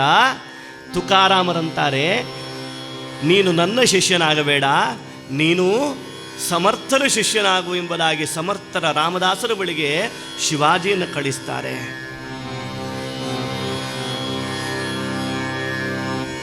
ಶಿವಾಜಿಯನ್ನು ಹತ್ತಿರಕ್ಕೆ ಕರೆದು ಜೈ ಜೈ ರಘುವೀರ ಸಮರ್ಥ ಅನ್ನತಕ್ಕಂತಹ ದಿವ್ಯವಾದ ನಾಮಮಂತ್ರವನ್ನು ಉಪದೇಶಿಸಿ ಭಗವದ್ಧ್ವಜವನ್ನ ಆ ಧರ್ಮ ಸನಾತನವಾದ ಹಿಂದೂ ಚಕ್ರವರ್ತಿಯ ಅಧ್ವೈರ್ಯದ ಸಂಕೇತವಾಗಿ ಮೊಳಗಿಸಿ ರಾಜಗಡದ ಮೇಲೆ ಹಿಂದೂ ಸಾಮ್ರಾಜ್ಯದ ಸ್ಥಾಪನೆಗೆ ಕಾರಣಕರ್ತರಾಗುತ್ತಾರೆ ರಾಮದಾಸರು. ಅದೊಂದು ದಿನ ಹಾಗೆ ಮುಂದುವರಿಯುವಾಗ ಒಂದೇ ಹೊತ್ತು ಊಟ ಮಾಡ್ತಾ ಇದ್ರು. ಭಿಕ್ಷೆಯಲ್ಲಿ ಏನು ಸಿಕ್ಕಿತ್ತೋ ಅದೇ ಒಂದೇ ಮನೆಗೆ ಭಿಕ್ಷೆ, ಅದನ್ನು ಬಿಟ್ಟರೆ ಬೇರೆ ಮತ್ತೆ ಹೋಗೋದಿಲ್ಲ ಅವರು. ಒಂದು ಮನೆಯಲ್ಲಿ ಏನು ಸಿಕ್ಕಿತ್ತೋ ಅದನ್ನು ತಂದು ಊಟ ಮಾಡೋದು. ನಮಗೆ ಒಂದು ಊಟಕ್ಕೆ ನಾವು ಬೇರೆ ಎಲ್ಲಿ ಬಿಡಿ, ದೇವಸ್ಥಾನಕ್ಕೆ ಹೋದರೂ ಒಂದು 5 ಬಗೆ ಇಲ್ಲದಿದ್ದರೆ ಇಷ್ಟೇ ಆ ಊಟ ಅಂತ ಕೇಳ್ತೇವೆ. ನಮ್ಮ ಮನಸ್ಸಿಗೆ ಸಮಾಧಾನ ಆಗೋದಿಲ್ಲ. ಅದರಲ್ಲೊಂದು 2 ಒಣ ಪಲ್ಯ, ಮತ್ತೊಂದು ಸಾರು, ಹುಳಿ, ಪಾಯಸ, ಒಂದು ಸ್ವೀಟು, ಏನು ಅದೆಲ್ಲ ಬೇಕು ನಮಗೆ.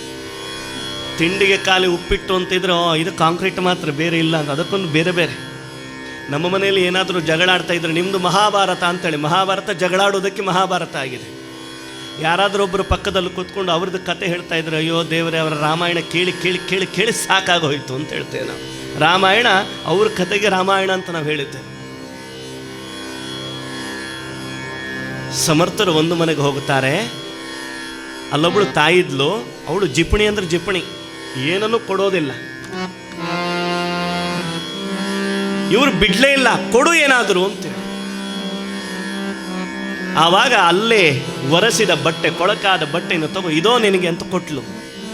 ಸಮರ್ಥರು ಬಂದದನ್ನ ಕೃಷ್ಣಾ ನದಿಯಲ್ಲಿ ಒಗೆದು ಒಗೆದು ಒಗೆದು ಅದನ್ನು ಚಂದ ಮಾಡಿ, ಅದನ್ನು ತೆಗೆದು ಅದನ್ನು ಬತ್ತಿಯಾಗಿ ಮಾಡಿ ತುಪ್ಪದ ದೀಪವನ್ನು ರಾಮನಿಗೆ ಹಚ್ಚಿ ಆರತಿ ಮಾಡುತ್ತಾರೆ.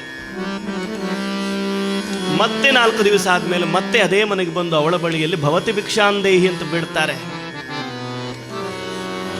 ಇವನು ಹೋದೆಯ ಪಿಶಾಚಿ ಅಂದ್ರೆ ಬಂದೆಯ ಗವಾಕ್ಷಿ, ಮತ್ತೆ ನನ್ನ ಮನೆಗೆ ಬಂದು ವಕ್ರಿಸ್ಬಿಟ್ನಲ್ಲ ಅಂತ ಅಂದ್ಕೊಂಡ್ಲು.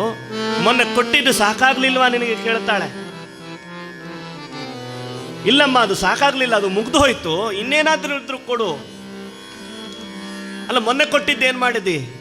ಅದನ್ನು ಕೊಂಡೋಗಿ ನದಿಯಲ್ಲಿ ಒಗ್ದು ಒಗ್ದು ಒಗ್ದು ಶುದ್ಧ ಮಾಡಿ ಅದನ್ನು ಬತ್ತಿ ಮಾಡಿ ತುಪ್ಪದ ದೀಪ ಹಚ್ಚಿ ರಾಮನಿಗೆ ಆರತಿ ಬೆಳಗಿದೆ ನನ್ನ ರಾಮನಿಗೆ. ಒಂದು ಕ್ಷಣಕ್ಕೆ ಅವಾಕ್ಕಾಗ್ತಾಳೆ ಆ ತಾಯಿ. ಮನೆ ಒರೆಸಿದ ಬಟ್ಟೆಯನ್ನ, ಕೊಳಕಾದ ಬಟ್ಟೆಯನ್ನು ನಾನು ಈ ಭಿಕ್ಷುಕನಿಗೆ, ಇವನಿಗೆ ದಾನ ಕೊಟ್ರೆ ಇವನು ಹೋಗಿ ಶುದ್ಧ ಮಾಡಿ ದೇವರಿಗೆ ಆರತಿ ಮಾಡಿದನಲ್ಲ. ಆ ತಾಯಿಯ ಕಣ್ಣಲ್ಲಿ ಕಣ್ಣೀರ ಧಾರೆ ಹರಿಯಿತು. ನೇರವಾಗಿ ಬಂದು ಸಮರ್ಥರ ಪಾದಕ್ಕಡ್ಡ ಬೀಳುತ್ತಾಳೆ. ಅಮ್ಮ, ಏನು ಮಾಡ್ತಾ ಇದ್ದಿ ಅಂತ ಕೇಳಿದ್ರು ಸಮರ್ಥರು. ಇಲ್ಲ ಸ್ವಾಮಿ, ತಪ್ಪು ಮಾಡಿದೆ ಎಂಬುದಾಗಿ ಕಾಲನ್ನು ಗಟ್ಟಿಯಾಗಿ ಹಿಡಿದ್ಲು. ನನಗಿನ್ನು ಯಾವ ಮನೆಯೂ ಬೇಡ, ಯಾವ ಮಠವೂ ಬೇಡ, ಯಾವ ಸಂಸಾರ ಬೇಡ ಅಂದ್ಲು. ಸಮರ್ಥರ ಶಿಷ್ಯ ಆಗುತ್ತಾಳೆ. ಆಕೆ ಅಕ್ಕಾಬಾಯಿ ಎಂಬುದಾಗಿ ಹೆಸರಾಗ್ತಾಳೆ ಸಮರ್ಥರ ಶಿಷ್ಯೆಯಾಗಿ. ಸಮರ್ಥರ ವಿಚಾರಧಾರೆ ಹೀಗೆ ಬೆಳೀತಾ ಬೆಳೀತಾ ಬೆಳೀತಾ ಇದೆ.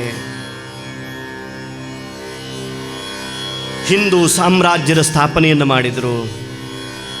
ರಾಮೋ ವಿಗ್ರಹವಾನ್ ಧರ್ಮ ಚಕ್ರವರ್ತಿಯಾಗಿ ಮೆರೆದ ರಾಮನಂತೆ ಶಿವಾಜಿಯನ್ನು ಬೆಳೆಸ್ತಾರೆ. ಸಮಯ ಆಗ್ತಾ ಬಂತು, ಇನ್ನು ಹೆಚ್ಚು ವಿಸ್ತಾರ ಮಾಡಲಿಕ್ಕೆ ನಾವು ಹೋಗೋದಿಲ್ಲ. ಶಿವಾಜಿಯಿಂದ ಸನಾತನವಾದ ಧರ್ಮವನ್ನು ಉಳಿಸಲಿಕ್ಕೆ ಪ್ರಯತ್ನಪಟ್ಟರು. ಸಾಧುಕೋ ಸಾಧು ಮಿಲೇತೋ ಚಂದನ ಮೇ ಕರ್ಪೂರೋ, ದುರ್ಜನಕೋ ದುರ್ಜನ ಮಿಲೇತೋ ಭಾಂಗ ಮೇ ಧತ್ತೂರ್, ಸಜ್ಜನಕೋ ಸಜ್ಜನ ಮಿಲೇತೋ अच्छी दो दो बात, गधे को गधे मिले तो मारे दो दो लात. ಮನೋಬೋಧದಲ್ಲಿ ಹ್ಯಾಕ್ ಬರೀತಾರೆ ನೋಡಿ. ಸಾಧುಕೋ ಸಾಧುನು ಮಿಲೆ ತೋ ಚಂದನ ಮೇ ಕರ್ಪೂರ. ಕರ್ಪೂರದ ಹಾಗೆ ಆಗ್ತದೆ, ಚಂದನ ಕರ್ಪೂರ ಒಟ್ಟು ಸೇರಿದಾಗ ಆಗ್ತದೆ. ಸಾಧು ಸಾಧುಗಳು ಸೇರಿದರೆ ದುರ್ಜನ ಕೋ ದುರ್ಜನ ಮಿಲೆ ತೋ ಭಂಗ ಮೇ ಧತ್ತೂರ, ಸಜ್ಜನ ಕೋ ಹರಿಕಥೆಯ ಮೂಲಕ ಜನಜಾಗೃತಿ ಸಾಧನಾ ಪದ್ಧತಿಯನ್ನು ಪ್ರಾರಂಭ ಮಾಡಿದರು.